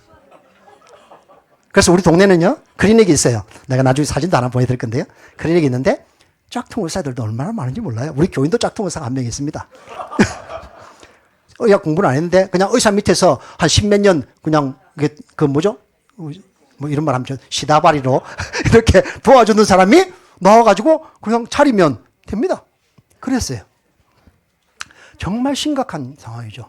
저는 그래서 그 다음날 의사가 왔는데, 내가 사고 나고 나서 그 의사는 영국에서 공부하고 있는 의대에 정말 탁월한 의사는 또 있습니다. 수술을 했습니다. 8시간 수술을 했어요. 근데요, 이 8시간 수술하고 나왔는데 하여튼 다 연결했습니다. 다 연결하고, 어떤 줄 아세요? 연결만 해놨다고 해가지고 피부가 안 살아나지 않습니까? 이게 스킨그랍을 하기 위해서 이쪽 다리, 허벅지를, 사람이 참 신기한 거예요. 허벅지 두께 이만큼 뗄 수 있어요. 피부를. 안에 살을 요만큼 뺑둘로 떼가지고 붙였습니다. 붙이고 막 입고 연결하고 다 했습니다. 8시간 수술해 나왔는데 2다리가 딱 꽁꽁 묶여 나왔더라고요. 병실에 돌아와가지고 한 달 병원에 있었습니다. 인도 병원에. 지옥을 경험했습니다. 인도는요, 국립병원이 사립병원 비싸서 못 가고 국립병원은 다 공짜입니다. 그러니까 사람이 미어 터지는 겁니다. 제가 병실이 한 요만한 병실일 거예요. 제가 맨 구석 베드에 있었는데, 한 대낮에도 어느 정도 열악하냐면요, 입구에서 제 베드까지 들어올 때 그냥 한 대낮에 들어오면 바퀴벌레, 살아있는 바퀴벌레가 한 2-3마리 밟혀 죽는 그런 지역이 있어요. 한 달 동안 병원에 누워있습니다. 참 많이 힘들고 어려웠습니다. 약물부작용 이야기를 또 하나 더 해드릴게요. 제가 병원에 있었지 않습니까? 첫날 이제 수술하고 나서 깨어났거든요. 깨어나가지고 이제 첫날 저녁 됐는데, 밤 되니까 한 11시쯤 되니까 혼수 상태에 빠지는 게 자꾸. 왜 이러지? 왜 이러지? 둘째 날도 똑같이 혼수 상태에 빠져요. 밤에 막 진짜, 구분이 안 될 정도로 막 혼수. 그래서 우리 아내한테 제가, 여보, 내가 아무리 버스 떨어지면서 머리도 다친 것 같아. 그래서 MRI 내일 아침에 일어나서 의사 붙잡아가지고 찍어보자. 환자는 많고 의사는 적으니까 의사를 잡으러 다녀야 됩니다. 그래서 의사를 잡아왔어요. 잡아와가지고 내가 밤만 되면 이게 혼수 상태에 빠지는데 내가 MRI를 하나 찍어보자. 그때 의사가 내보고 하는 말이 약을 뭐 먹냐는 거예요. 자기가 처방해 줘놓고. 그런데 내가 한 주먹 먹었거든요. 진짜 많아요. 딱 보여주니까 딱 보더니 요거 빼고 드셔보세요. 그거 빼고 먹으니까 괜찮더라고요. 그런 정도였습니다. 그런 정도예요. 한 달 병원에 누워있다 도저히 안 돼가지고 한 20일 만에 열었거든요. 드레싱 한다고. 열었는데 푹푹 썩어 있더라고요. 그때가 11월이었습니다. 한번 드레싱하고 그냥 피부 그래 스킨그랍 한 거는 거의 못 살았죠. 제가 지금 다리도 보면 굉장히 그런데 한 달 만에 있다가 한국으로 후송대 들어왔습니다. 후송대 들어와가지고 한국에서 전신 마취 수술을 4번 더 했습니다. 정말 피나는 진짜 운동을 했습니다. 지금도 완전히 회복되지는 않았습니다. 그래서 이런 풋드롭이라고 하시죠, 그렇죠? 이 신경이 허벅지에서부터 다리, 무릎까지 다 나가버렸기 때문에 신경이 연결이 안 되기 때문에 끌어요 조금. 한 4년, 5년 되니까 엄지발가락이 조금 들리더라고요. 이게 안 됩니다, 이거. 이해하시죠, 그렇죠? 지금도 안 돼요. 그리고 인대가 4개인데 2개밖에 연결 안 했습니다. 그 이후에 이제 수술해서 연결하자더라고요. 안 했습니다. 계속 운동해가지고 무릎을 살리기 위해서 허벅지만큼 뜯어냈습니다. 큰 허벅지에 있는 살을 뜯어가지고 무릎에 붙여가지고 살려내고. 제가 한국 병원에 와가지고 11층에 제가 병실이 있었는데 수술하면서 11층을 목발로 오르내렸습니다. 그 계단으로 운동했습니다. 붙였습니다. 그래가지고 한 4, 5개월 만에 목발 잡고 엉덩이까지 오는 보조기 끼고 다시 인도에 갔습니다. 참 그때 하나님 앞에 기도하면서 그때는 저 혼자 들어왔거든요. 근데 그때 뭐 초임 선교사니까 우리 본부 룰에 그 규칙에 따른다고 안에는 못 들어오고 아이들만 다 남겨놓고 저 혼자 돌아가지고 한국에서 계속 수술하고 치료했습니다.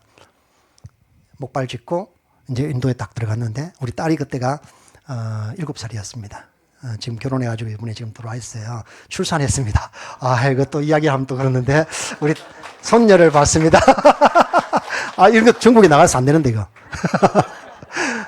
너무너무 이쁘고 또 우리 사위가 노르웨이 친구예요. 그래가지고 노르웨이 있다가 이제 출산하러 들어가지고 지금 출산에 지금 같이 있습니다. 그래서 이쁜데 힘들어요. 이제 우리 딸이 유엔에 오래 근무했거든요. 그래가지고 이제 여러분 수단에 그 지난번 한 2년 전에 수단 사태 나가지고 한국 교민들 막 철수했지 않습니까? 그때 TV 앞에 나와서 인터뷰했던 애가 우리 애입니다. 유엔에 근무하다가 이제 들어왔던 친구. 그래가지고 이제 우리 딸이 내가 목발 짚고 보조기 차면 찌그덕 하거든요. 요즘은 보조기 잘 나오는데 쇠 보조기죠. 찌그덕 딱 공항에 내리니까 우리 딸이 딱 보더니 아빠 로봇캅 같아요. 그래서 내가 로봇캅이라도 좋다. 내 인도에 살기만 하면 좋겠다. 사역을 시작했습니다. 목발 짚고 캐시미르 다녔습니다. 그 먼 길을 기차로 17시간 버스로 산길 10시간 다니는 길을 다녔습니다. 복음 전하고 있습니다. 사역을 시작했죠. 복음 전하고 우리 동네 무슬림 마을에서 그때 이제 한 2년 지나고 언어 끝나고 나서 아이들 불러가지고 진짜 길거리에 그적대기 깔아놓고 한 6, 7명 아이들 불러가지고 가르치고 복음 전했습니다. 참 하나님께서 참 재밌었어요. 그리고 이제 사역을 참 이제 열심히 언어 끝내고 하는 중이었습니다. 그런데 한 1년 반 정도 지났을 때였습니다. 그날도 이제 사역지 갔다가 집에 돌아가지고 샤워를 하는데 왼쪽 겨드랑이 뭐가 딱딱한 것이 잡히는 겁니다. 굉장히 불안했죠. 그래서 그 다음날 인도 병원에 가서 이제 검사를 해봤습니다. 그랬더니 겨드랑이 밑에 딱딱한 게 굉장히 큰 딱딱한 것이 잡혔어요. 그래서 인도 병원에 가서 검사를 해보니까 일주일 만에 검사 결과가 나왔는데 4년 전에 알았던 암이 재발되더라는 겁니다. 임파선을 따라서 겨드랑이 밑에서 자라고 있었어요. 골프공보다 더 큰 종양이었습니다. 굉장히 큰 종양이 표시도 안 나고 샤워하다가 만져져가지고 정말 절망적이었죠. 다 내려놓고 그냥 아무것도 못하고 다 철수에 들어왔습니다. 아이들 그냥 6, 7명 그냥 어떻게 보면 내팽개치다시피 하고 들어왔죠. 한국에 들어왔습니다. 돌아가지고 병원에 가니까 의사가 보더니 검사해 보더니 이제 가망성이 없다. 일단 수술하자. 그래서 수술을 해냈습니다. 그 종양이 골프공보다 더 컸습니다. 종양 수술해내고 한 3개월밖에 못 산다. 왜냐하면 간이나 폐로 전이소견도 있다. 이렇게 결과가 나와가지고 하나님 기도했습니다. 하나님 어떻게 됩니까? 제가 어떻게 됩니까? 그래도 항암치료 해보자고 하더라고요. 그래서 항암치료 시작을 했습니다. 1차, 2차, 3차 항암치료 해나가는 과정 속이었습니다. 여러분, 한번 이런 마음이 있습니다. 선교사에게 가장 중요한 게 뭘까요? 선교사에게? 건강? 많은 분들이 건강 이야기하죠, 그렇죠? 근데요, 선교사들 건강 중요한 거 아니더라고요. 정말 많이 느꼈습니다. 경험도 많이 했고요. 건강요, 참 놀라운 것은 선교사들은 한국 들어오면 아파요. 진짜 신기해요. 저희 아내도 지난주에 수술을 했거든요.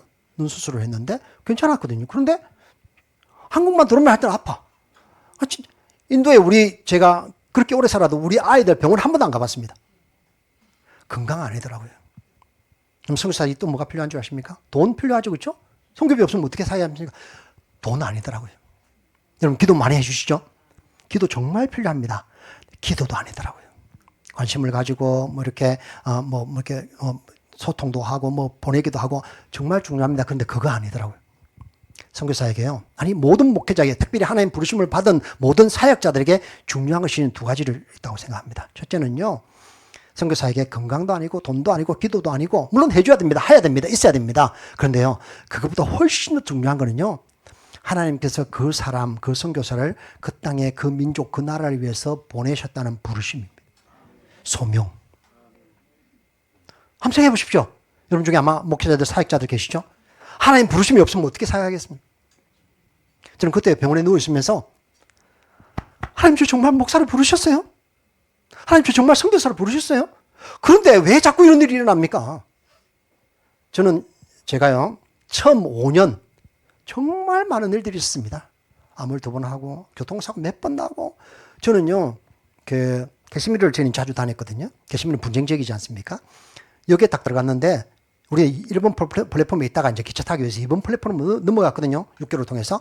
근데 1번 플랫폼에 기차가 한 대 들어오면서 기차 안에 독립방구들이 기차 안에 타고 오면서 플랫폼에 서 있는 사람들을 향해서 기관창을 쏘았습니다. 두두두두두. 우리가 5분 반 늦게 넘어가도 우리도 죽었을 거예요. 13명이 죽었습니다. 저희 눈앞에서요. 한 100m 앞에 인도 사람들이 게시민의 사람들이 인도 군인들에게 사제폭탄을 던져가지고 터져 죽는 것도 봤고 막 도망가기도 했고요. 우리 그 무슬림 마을 우리 교회 센터에 협박 편지가 2장 딱 돌아가지고 여기 떠나지 않으면 죽이겠다 했던 적도 있었고요. 그 협박 편지를 받았을 때는요. 진짜 참 두려움이란 게 진짜 두려움은 나 생명도 내놓고 몇 번 그런 일이 있었는데도 그 협박 편지를 딱 보자마자요. 우리 사역자들 전부 진짜 돌처럼 굳었습니다. 한 달을. 하나님 다시 회복시켜 주시고. 그런 것도 있었거든요. 병원에 들어가서 누워 있으면서 하나님 저 정말 목사를 부르셨어요? 저 정말 선교사를 부르셨어요? 라는 그런 탄식이 얼마나 밤마다 있었습니다. 나 죽어도 좋으니까 다시 인도 가고 싶어요. 여러분 또 한 가지 뭐가 중요한 줄 아십니까? 바울은요. 이런 표현을 합니다. 고린도서 11장에 가보면요. 바울은 각 지역의 소아시아와 유럽 지역에 다니면서 교회를 얼마나 많이 개척했습니까? 그죠? 그러던 중에 어떻게 한 줄 아세요? 다니면서 수없이 많은 고난을 당합니다. 한번 읽어보십시오. 나중에 갔어요. 11장에. 그 11장 전체가 이런 말을 합니다. 내가 태장에 몇 번 맞고 40에 하나 가만매를 몇 번 맞고 죽음의 위협과 강도의 위협과 수없이 많은 고통을 당했다고 쫙 나열합니다. 근데 바울이 왜 그 나열한 줄 압니까? 자기 자랑하려고? 아니에요. 그 쫙 나열해놓고 28절에 가보면 이렇게 말합니다. 이 모든 고난과 고통을 상쇄시킬 수 있는 그거 싹 없앨 수 있을 만큼의 내 마음에 고민이 하나 있다. 염려가 하나 있다. 그건 뭐냐면요. 교회를 향한 염려다라고 말합니다. 교회를 향한 염려. 저는 그 마음이 있었어요. 처음에 내가 목회할 때부터 이 마음이 있었거든요. 그래서 하나님 저에게 요한복음 10장 11절 말씀을 주셨어요. 선한 목자는 양들을 위하여 목숨을 버린다. 그 선한 목자 비유를 할 때요. 예수님은 그 양들을 치는 사람을 세 종류로 말합니다. 첫째는요. 강도. 강도는요. 양 치러 왔다가 양 치지 않고 양들 잡아먹고 팔아먹고 하는 강도. 그죠? 두 번째는 싹군. 그러냐면 대충 돈만 벌면 돼. 누가 그 사자들이 쳐들어와도 구하지도 않고 도망다녀. 세 번째는 선한 목자라고 했어요. 하나님 저에게 선한 목자는 양들을 위해 목숨을 버린다. 이 말의 의미를 저는 그렇게 말씀해 주셨어요. 여러분, 예수님께서 여러분을 위해 십자가에 달려 돌아가시고 죽으신 걸 믿으십니까? 자, 그렇다면 예수님이 생명 드리가 여러분 구원하셨잖아요. 그럼 여러분은 누구를 위해서 생명 드려야 되죠? 뭔 소리 합니까? 예수님이 여러분을 위해서 생명 드렸으면 여러분들 누구를 위해서? 예수님을 위해서 생명 드려야죠. 당연히 안 드릴 겁니까? 예수님의 생명 못 드리는 분은요, 예수님이 여러분을 위해서 생명 드렸다는 것을 못 믿는 분입니다. 기억하셔야 됩니다. 그런데요, 모든 그리스도인은 예수님을 위해서 생명 드려야 됩니다. 왜? 생명은 생명으로 바꿀 수밖에 없으니까요. 그런데요, 하나님이 특별히 하나님의 사람 세워서 부름받아 세운 사람들, 특히 목회자나 선교사들, 그런 사람들에게는요, 한 단계 더 높은 헌신을 요구합니다. 그게 뭔 줄 아세요? 야, 너 나를 위해서 생명 드리는 건 당연한 거야. 그런데 너에게 맡겨진 양들을 위해서 생명을 내놔라는 거예요. 그 말씀을 늘 마음에 새기고 있어요. 그때 병원에 누워있으면서 이 바울의 고린도서 11장에 말했던 28절에 말했던 그 말씀 막 정말 가슴을 쳤습니다. 왜인 줄 아십니까? 예, 아까 이야기했죠. 우리 그때 같이 시작해가지고 6, 7명 아이들 8살, 9살, 10살 된 아이들입니다. 그래서 눈이 초롱초롱합니다. 인도 애들 눈 얼마나 큰 줄 압니까? 그 눈 속에 빠져들어가요. 얼마나 이쁜지 몰라요. 근데 그거요, 그 애들 내가 암 치료한다고 팽개치고 돌아왔거든요.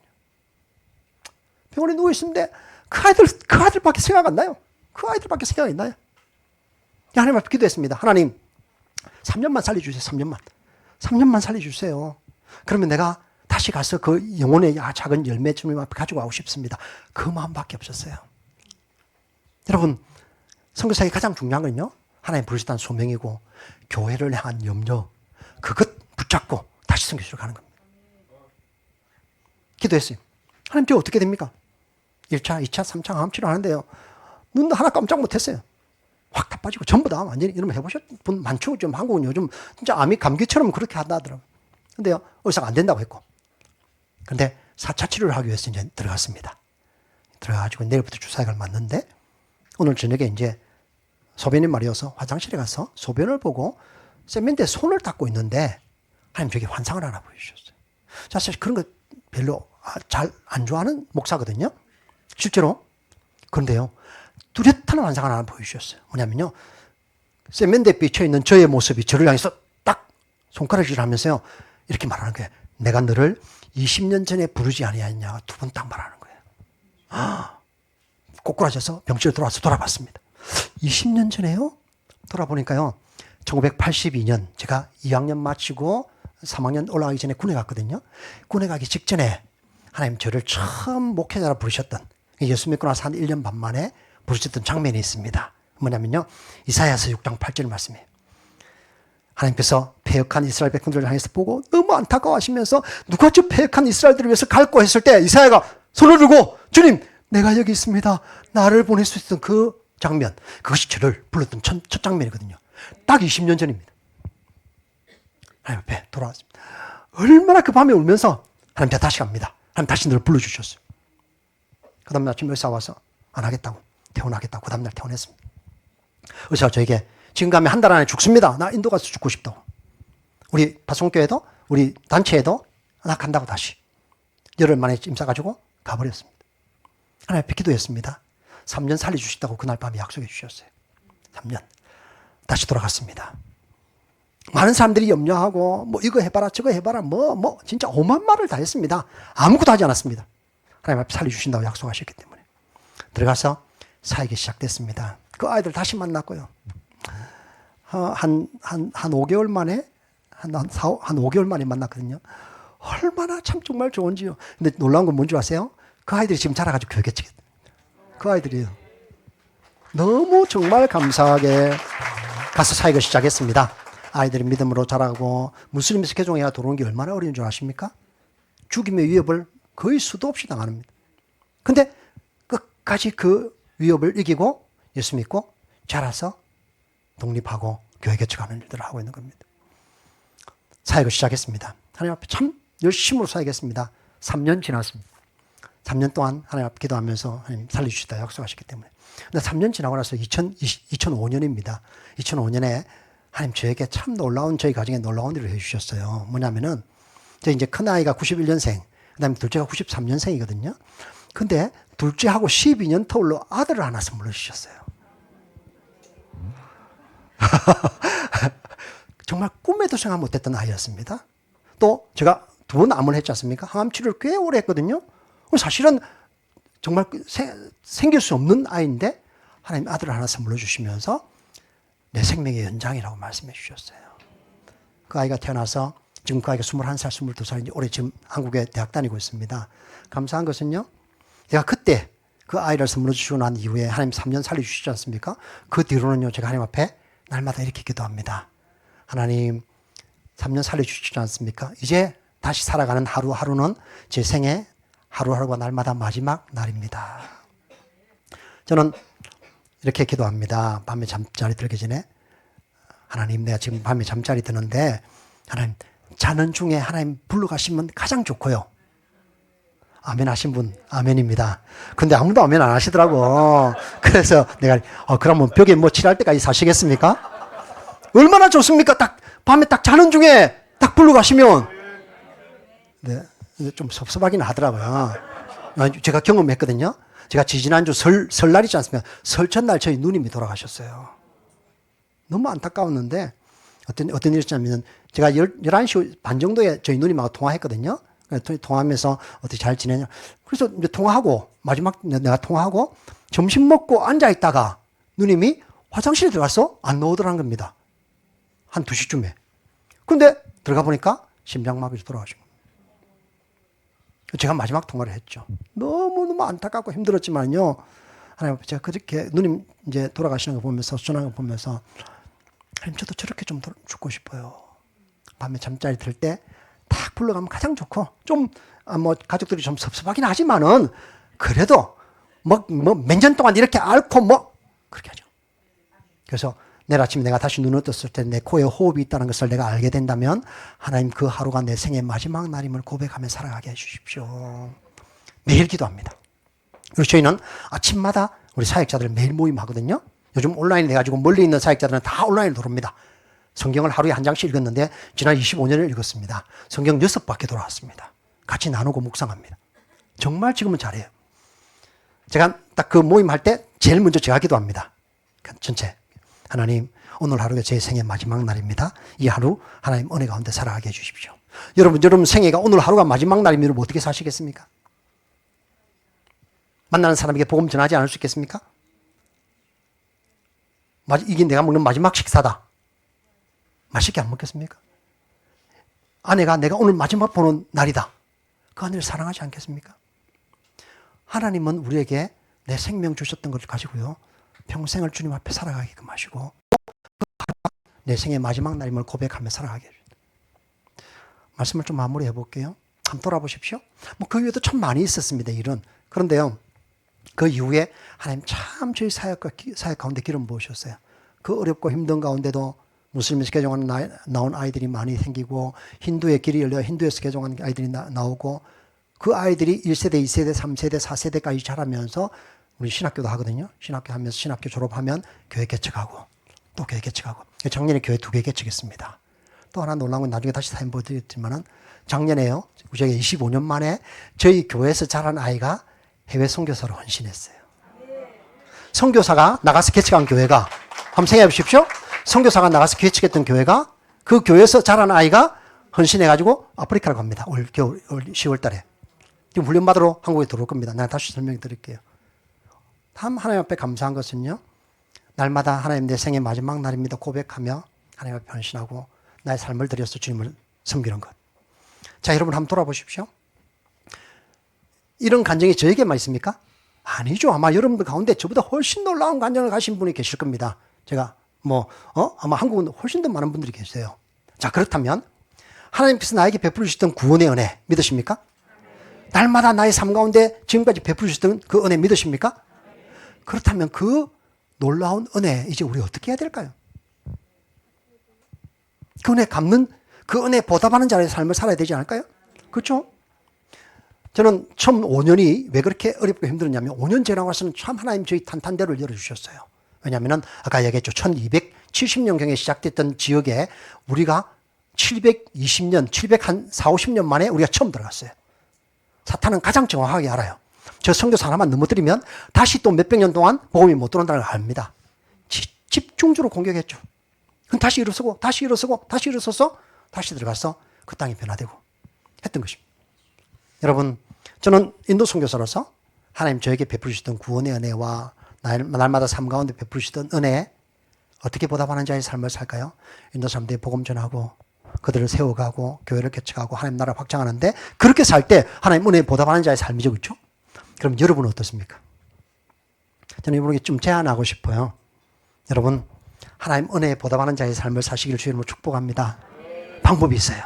첫째는요, 여러분에게 주어진 시간을 주님 앞에 드려보십시오. 저는 에스더 기도 운동 매일 기도 철저한다는 이야기를 들고 참 감동이 됐거든요. 기도하는 거, 더 많은 기도 시간을 하나님 앞에 드리는 거, 그 시간 드리는 겁니다. 성경, 더 많은 시간을 내서 성경 읽는 거, 하나님 앞에 시간 드리는 겁니다. 하나님 여러분 시간 주셨잖아요. 그거 하나님 앞에 다시 돌려드리는 겁니다. 시간에 11조를 한번 드려보십시오. 두 번째, 하나님께서 여러분이 주셨던 물질들 주님을 위해 사용해 보십시오. 하늘에 썩어지지 아니하는 그 보화를 한번 채워보십시오. 그것이 하나님 은혜에 보답하는 자의 삶입니다. 세 번째로요, 주위에 아직도 예수 믿지 않는 사람들에게 복음 전하십시오. 하나님 앞에 갔을 때 내가 이야기했죠. 하나님 작은 열매, 영혼의 열매를 들고 가고 싶은데요. 부끄럽지 않는 삶을 하나님 앞에 보여드리고 싶은데요. 여러분, 복음 전하지 않으면요, 하나님 앞에 갔을 때 악하고 게으른 종이란 말 들을 겁니다. 하나님 은혜에 보답하는 자의 삶이 아닙니다. 여러분 주위에 아직도 예수 믿지 않는 사람들에게 찾아가십시오. 한번 만들어 보십시오. 얼마나 많은 방법들이 있는지 모릅니다. 정말이에요. 요 근래에 제가 이제 어떤 시골교회인데, 시골교회 그 목사님은요, 동네에 어르신들 점심 일주일에 2번 배달한대요. 돈 많이 안 든대요. 일주일에 2번씩 찾아가서 자니까 얼마나 좋아하고 그 교회가 4배, 5배 부흥했답니다. 아니, 방법은 수도 없이 많아요. 복음 전해 보십시오. 복음 전하는 것이 주의 은혜에 보답하는 자의 삶이라는 것입니다. 여러분 평생에 주님을 위해서 시간 드리고, 주님을 위해서 물질 드리고, 주님을 위해서 주님 믿지 않는 사람들에게 복음 전하는 자로 삶을 사시기를 주의 이름으로 축복합니다. 그것이 하나님 은혜에 보답하는 자의 삶임을 제가 믿습니다. 잠깐만, 제가 시간이 좀 많이 갔지만은 비디오하고 좀 먼저 비디오를 한번 볼까요? 영상을 한번 잠깐 보여주시면, 예, 소리 나게 해주시면 좋을 것 On the other side, maybe you should come take a trip sometime. Oh, you seem enough when they turn to night.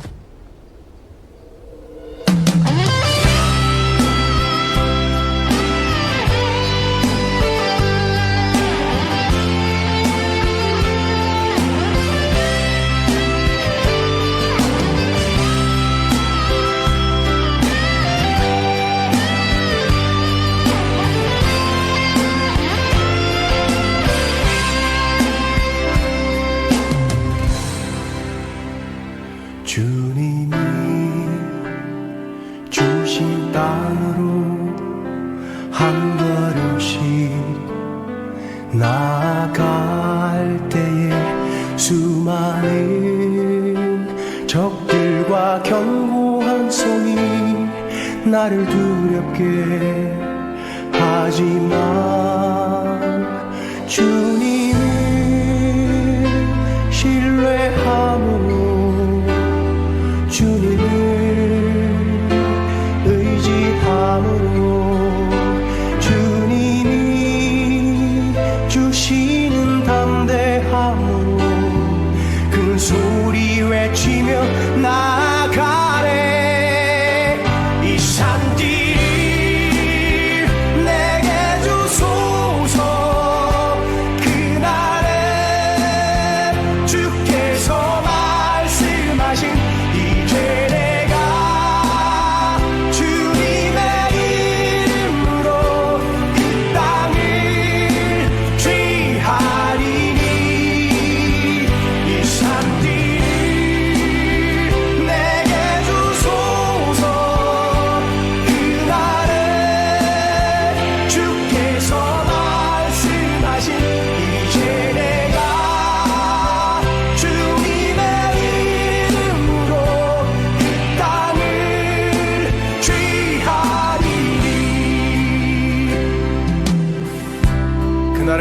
여호와께서 말씀하시니 이 산지를 내게 주소서. 당신도 그날에 들으셨거니와 그곳에는 아락 사람이 있고 그 성읍들은 크고 견고할지라도 여호와께서 혹시 나와 함께 하시면 내가 필경 여호와의 말씀하신 대로 그들을 쫓아내리이다. 그날에 여호와께서 말씀하신 이 산지를 내게 주소서.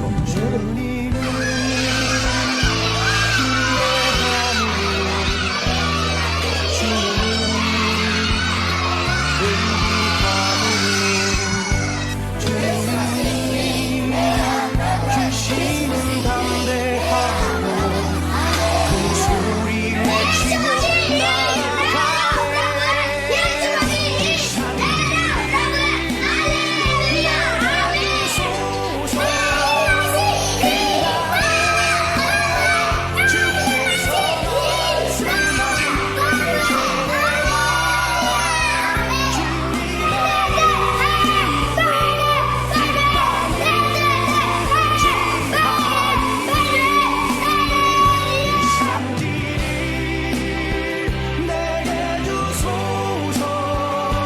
그날에 주께서 말씀하신 이제 내가 주님의 이름으로 그 땅을 취하리니 이 산지를 내게 주소서.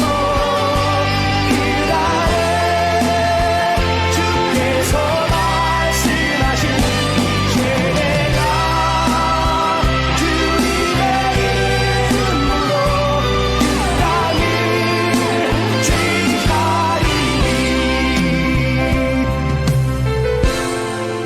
저희가 이 고백하면서요, 정말 많은 우상들 다 버리고, 이 고백하면서 아까 이야기했죠. 컨닝 안 합니다. 물론 내 몰래 하는지는 모르겠는데요. 근데 진짜로 우리가 예수님이 그분이 나의 주님이시라고 믿으면 우리 컨닝하면 되겠냐? 계속 가르쳤습니다. 지금 11년째 가르치고 있습니다. 그런데요, 그러면서 아이들이 컨닝 안 하니까 어떻게 하는 줄 아세요? 공부해야죠. 프로모션 하기 위해서는요, 시험 쳐가지고 통과해야 되거든요. 옛날에 컨닝 할 때보다도 프로모션을 하는 그 퍼센티지가 더 높아요. 하나님 변하게 해주시더라고요. 그 믿는다고 해놓고 집에 가보면 우상 잔뜩 세워놓고 옆에 십자가 하나 더 걸어놔요. 하나 더 믿는다는 거예요. 그런데요, 이 고백하면서 그 우상들 다 버리기 시작했습니다. 한번 이 이제 본문입니다. 빨리 쭉 글씨 보이죠, 그렇죠? 예, 저희 아이들 모습입니다. 청소년들, 아이들, 뭐 정말 캠프 자주 갑니다. 얘는. 그래서 제가 이제 안식년 와 있어도 지금 5월 달에 다시 인도 갑니다. 한 2달, 정교인 수련회 하고 뭐 이렇게 굉장히 어렵지만은 그래도 몰래 숨어서 잘 합니다. 예. 이제 우리 작년에 개척했던 우리 전사님들 좀 보여드릴게요. 뒷박이라는 전사님인데 내하 3호 제가 결혼시켜가지고 어릴 때 모습입니다. 맨 왼쪽이. 그 다음에 자라가지고 신학 졸업하고 이 친구는요, 좋은 직장에 취직했습니다. 근데 신학한다고 다 내려놓고 신학하고 신학교 간다고 딱 결정할 때요, 엄마는 안 믿거든요. 엄마밖에 없는데 엄마가 칼 들고 교회에 왔어요. 우리 아들이 신학교만 가면 나 여기서 자살할 거라. 그랬던 아이입니다. 그런데 다 이기고 신학과 졸업해가지고 지금 어디 갔냐면요, 아까 바라나시 그 겐지스 강 있죠. 바라나시 바로 위에 바로 옆에 알라바드라는 큰 도시가 있습니다. 그건 힌두가 가장 큰 축제를 하는 도시입니다. 평균 1억 명 이상이 모여서 강에 들어가는 1년에 한 번 그런 도시입니다. 그게 개척이라고 왔습니다. 가지고 4살 된 디모데, 제가 이름 지어줬죠. 그래서 지금 이번 달 말에 출산합니다. 그런데 그 배부른 아이, 배불러서 인도에가 지금 그쪽 지역에 와서 개척했습니다. 감사하게 어릴 때부터 자라가지고 믿음으로 자라서 이 친구 뒷박은요, 그 처음 나왔던 꼬마 중에 하나입니다. 예, 그때 5살 때 나왔어요. 지금 29. 그러니까요. 위에서 기도해 주시면 좋겠어요. 이제 이 사람은 이제 부션이라는 목사인데요. 여기도 11살 때 우리 교회 나와가지고 제가 결혼시키고 또 사역할 수 있게 신학 졸업하고, 여기는 이제 유피주, 아까 개정금지법이 가장 강하게 발의됐다는 그 주수도 르크나우라는 지역에 지난 12월에 가서 개척했습니다. 어렵죠. 굉장히 어렵습니다. 그래서 개척하면서 물품들 지원하고 또 우리 기아대 측도 물품을 지원해 주는데 도와주고 뭐 오토바이도 사주고 우리 이제 또 감사하게 지난주에 어디 가서 설교했더니 또 우리 장로님이 어디서 또 오토바이 하나 사주신다고 약속도 해주셨고 얼마나 감사한지 몰라요. 참 개척 그래도 우리가 1년에 2개씩 아니면 1개, 2개 벌써 3년째 2개 개척했습니다. 계속. 그리고 이제 그 전에 1개씩 이렇게 개척해가지고 이제 사역을 하고 있습니다. 이 자매가 아까 이제 25년 만에 선교사로 가는 자매입니다. 참 믿음으로 어릴 때부터 자라가지고, 사역 참 잘하고 신학 졸업하고요. 아까 저 세 번째 사진 보세요.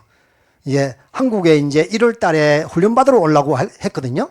그 훈련 받으러 오기 위해서 준비했거든요. 그래서 여권을 신청했는데 인도에. 인도 정부가 여권을 안 만들어줬어요. 한번 생각해 보십시오. 인도 사람입니다. 인도 정부가 여권을 안 만들어줘요. 왜 안 만들어준 줄 아십니까? 왜냐면요. 여권 만드는 종교란이 있습니다. 기독교라고 썼어요. 그럼 정직하게 쓴다고. 그것 때문에 안 만들어줬어요. 근데 이제 한국 온다고 이제 우리 손녀 낳았댔지 않습니까? 요즘 한국은 그 신생아 보려면 백신 맞아야 되더라고요. 저도 그래서 2개 다 맞고, 인도에서 2개 다 맞고 왔거든요. 그래서 우리 자매도 이제 한국 와야 되니까 백신 맞아야 되기 때문에 우리 짝퉁, 우리 교회 짝퉁 의사 헬멧 쓰고 와가지고.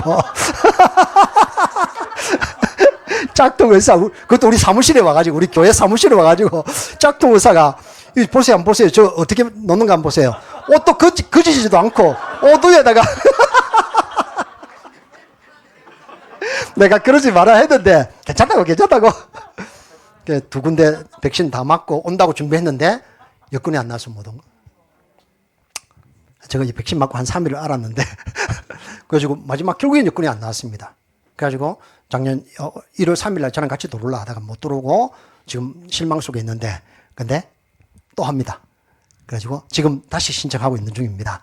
이름 바꾸고 주소 바꾸고 근데 딱 경찰이 그 조사하러 왔는데 경찰 조사하러 와가지고 뭐라는 줄 압니까? 아예 안 주려고 작정을 하고 너가 아버지 출생증명서 가져와라. 우리가 가라로 만들어 갖다 줬거든요. 갖다 주니까 할아버지 출생증명서를 가져오라는 거예요. 이 말도 안 되는 이야기죠. 아예 안 주려고 작정을 한 거예요. 그래서 결국엔 못 받았는데, 그럼 우리도 한번 해보자. 그래가지고, 우리는 제 카톡 프로필이 뭔 줄 아세요? 포기란 없다. 황새가 깨구리를 물고 있는 그 사진입니다. 혹시 아세요? 황새가 깨구리를 딱 물고 있는 깨구리가 황새 목을 딱 잡고 있는 겁니다. 저는 평생 안 바꿨습니다. 그래서, 누가 이길까요? 깨구리가 이깁니다. 그래서 다시 하자 해가지고 어쩐 줄 아세요? 이름 바꿨습니다. 이름 바꾸고 다시 주소도 바꾸고 그 조사로 나오면 그게 똑같은 집에 오면 또 똑같으니까 다른 데 옮겨가지고 주소 바꾸고 지금 신청해놨습니다. 나올 수 있도록 기도해 주십시오. 8월 3일부터 또 훈련이 있습니다. 한국에서. 한국 들어오면 훈련 받기 위해서 훈련 받고 10월 중순쯤 이제 나가려고 준비하고 있는 우리 자매입니다. 하나님께서 저희 25년 만에 선교사가 가서 개척한 교회가 또 다시 선교사를 파송한다는 것이 정말 감동이거든요. 저희도. 그래서 아프리카 지금 생각하는 잠비아 쪽 가려고 생각합니다. 혹시 기회가 되면 우리 에서더 기도에도 또 한번 와서 같이 왔을 때 한번 와서 간증할 수 있으면 좋기는 하겠습니다. 우리 계속 기도해 주시면 좋겠습니다. 우리 올해 이제 신학교 갔던 우리 형제입니다.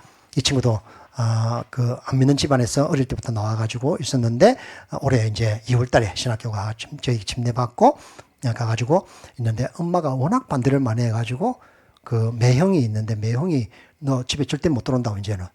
집에 쫓겨나가지고 신학교 공부하고 있는 형제입니다. 기도해 주시면 좋겠습니다. 지금 이제 신학교 학생들로 공부하고 있는 우리 6명이 우리 교회 아이들 6명 신학생들, 그 다음에 재작년에 개척했던, 시골에 개척했던 우리 전사님들 모습입니다. 그래서 기도해 주시면 좋겠습니다. 기도 제목입니다. 작년에 이제 개척됐던 2개 교회. 정말 어려운 지역입니다. 저 2개 교회는. 저 교회 하나님께서 잘 성장할 수 있기 위해서 기도해 주시고, 또 필요한 물품들을 좀 다 채워줄 수 있기 위해서 기도해 주시고, 올 하반기에 파송들이 아까 이야기했던 라디카 선교사 여권 비자가 잘 나올 수 있도록 기도해 주시고, 이제 그 신학교 공부하고 있는 6명 신학교. 우리 신학교, 저희 신학교는 모집하지 않는 신학교입니다. 좀 이상하죠? 왜 모집하지 않은 줄 아세요? 왜냐면요, 인도는 그래도 기독교인이 좀 있거든요. 동북부라 이런데. 그래서 모집을 하면 많이 옵니다. 그 사람들 와가지고 개척 아무도 안 합니다. 졸업하면. 진짜 힘들게 3년을 그렇게 노력해가지고 공부시키고 먹이고 하는데 개척 안 하고 그냥 영어 배우러 오고 학위 받으러 오는 거예요. 저는 알고 있었거든요. 그래서 우리는 모집하지 않는다. 내가 처음부터 주장했습니다. 모집하지 않고 어떻게 하는 줄 아세요? 우리가 키운 아이만 보낸다. 우리 교회에서 자란 아이만 보낸다. 그러니까 어때요? 어릴 때부터 소명을 확인하고 보내기 때문에 얘들은 졸업하면 무조건 개척입니다. 지금 우리 그래서 우리 신학교 시작한 지 지금 6년 됐거든요. 졸업생은 네 번째 이번에 나왔는데 4번 나올 때마다 2명씩 1명씩 개척했습니다. 지금 그 아이들 통해서 개척된 거 8개입니다. 그 전에 이제 뭐 8개도 이전에 개척된 것이 있고. 그러니까 학생 수 6명, 7명 밖에 안 됩니다. 그런데 기숙사 생활하면서 정말 스파르타식으로 훈련시켜가지고 졸업하면 개척하기가 많은 겁니다. 기도해 주시고요. 신학생들은 그 다음에 올해 입학했던 아까 보여드렸던 서친이라는 형제 참 힘듭니다. 학비도 어렵고 막 힘든데 위에서 기도해 주시고 재작년과 그 재작 2023년, 24년에 개척됐던 교회들 하나님께서 건강하게 잘 자랄 수 또 성장할 수 있기 위해서 기도해 주시면 좋겠습니다. 너무 오래 제가 설교를 해 죄송합니다. 그런데 어디 교회 가서 이렇게 길게 절대 못하지 않습니까? 근데 완전 오늘 기회다. 이 뭐 기회는 절대 놓치면 안 됩니다. 죄송하고 그런데도 여러분 한 분도 주무시지 않고 잘 들어주셔서 감사하고 정말 하나님 은혜에 저도 보답하는 자의 삶을 살고 여러분도 하나님 은혜에 보답하는 자의 삶을 사시길 주님을 축복합니다. 우리 좀 같이 기도하면 좋겠습니다. 첫째는요, 아까 기도 제목 드렸던 거 있죠? 좀 한번 띄워봐 주십시오. 먼저 이것을 위해서 기도해 주십시오. 이거 기도하고, 그 다음에 인도를 위해서 우리가 한두 가지 좀 같이 기도하고 내려가겠습니다. 첫째, 개척됐던 교회들 위해서, 또 우리 라디카 선교사님을 위해서, 또 신학교 학생들을 위해서, 저희 사역을 위하였습니다. 서친 형제를 위해서, 그 전에 개척됐던 교회들을 위해서 우리 같이 합심해서 한번 기도하겠습니다. 우리 주여 한번 크게 소리 지르서 기도하겠습니다. 주여!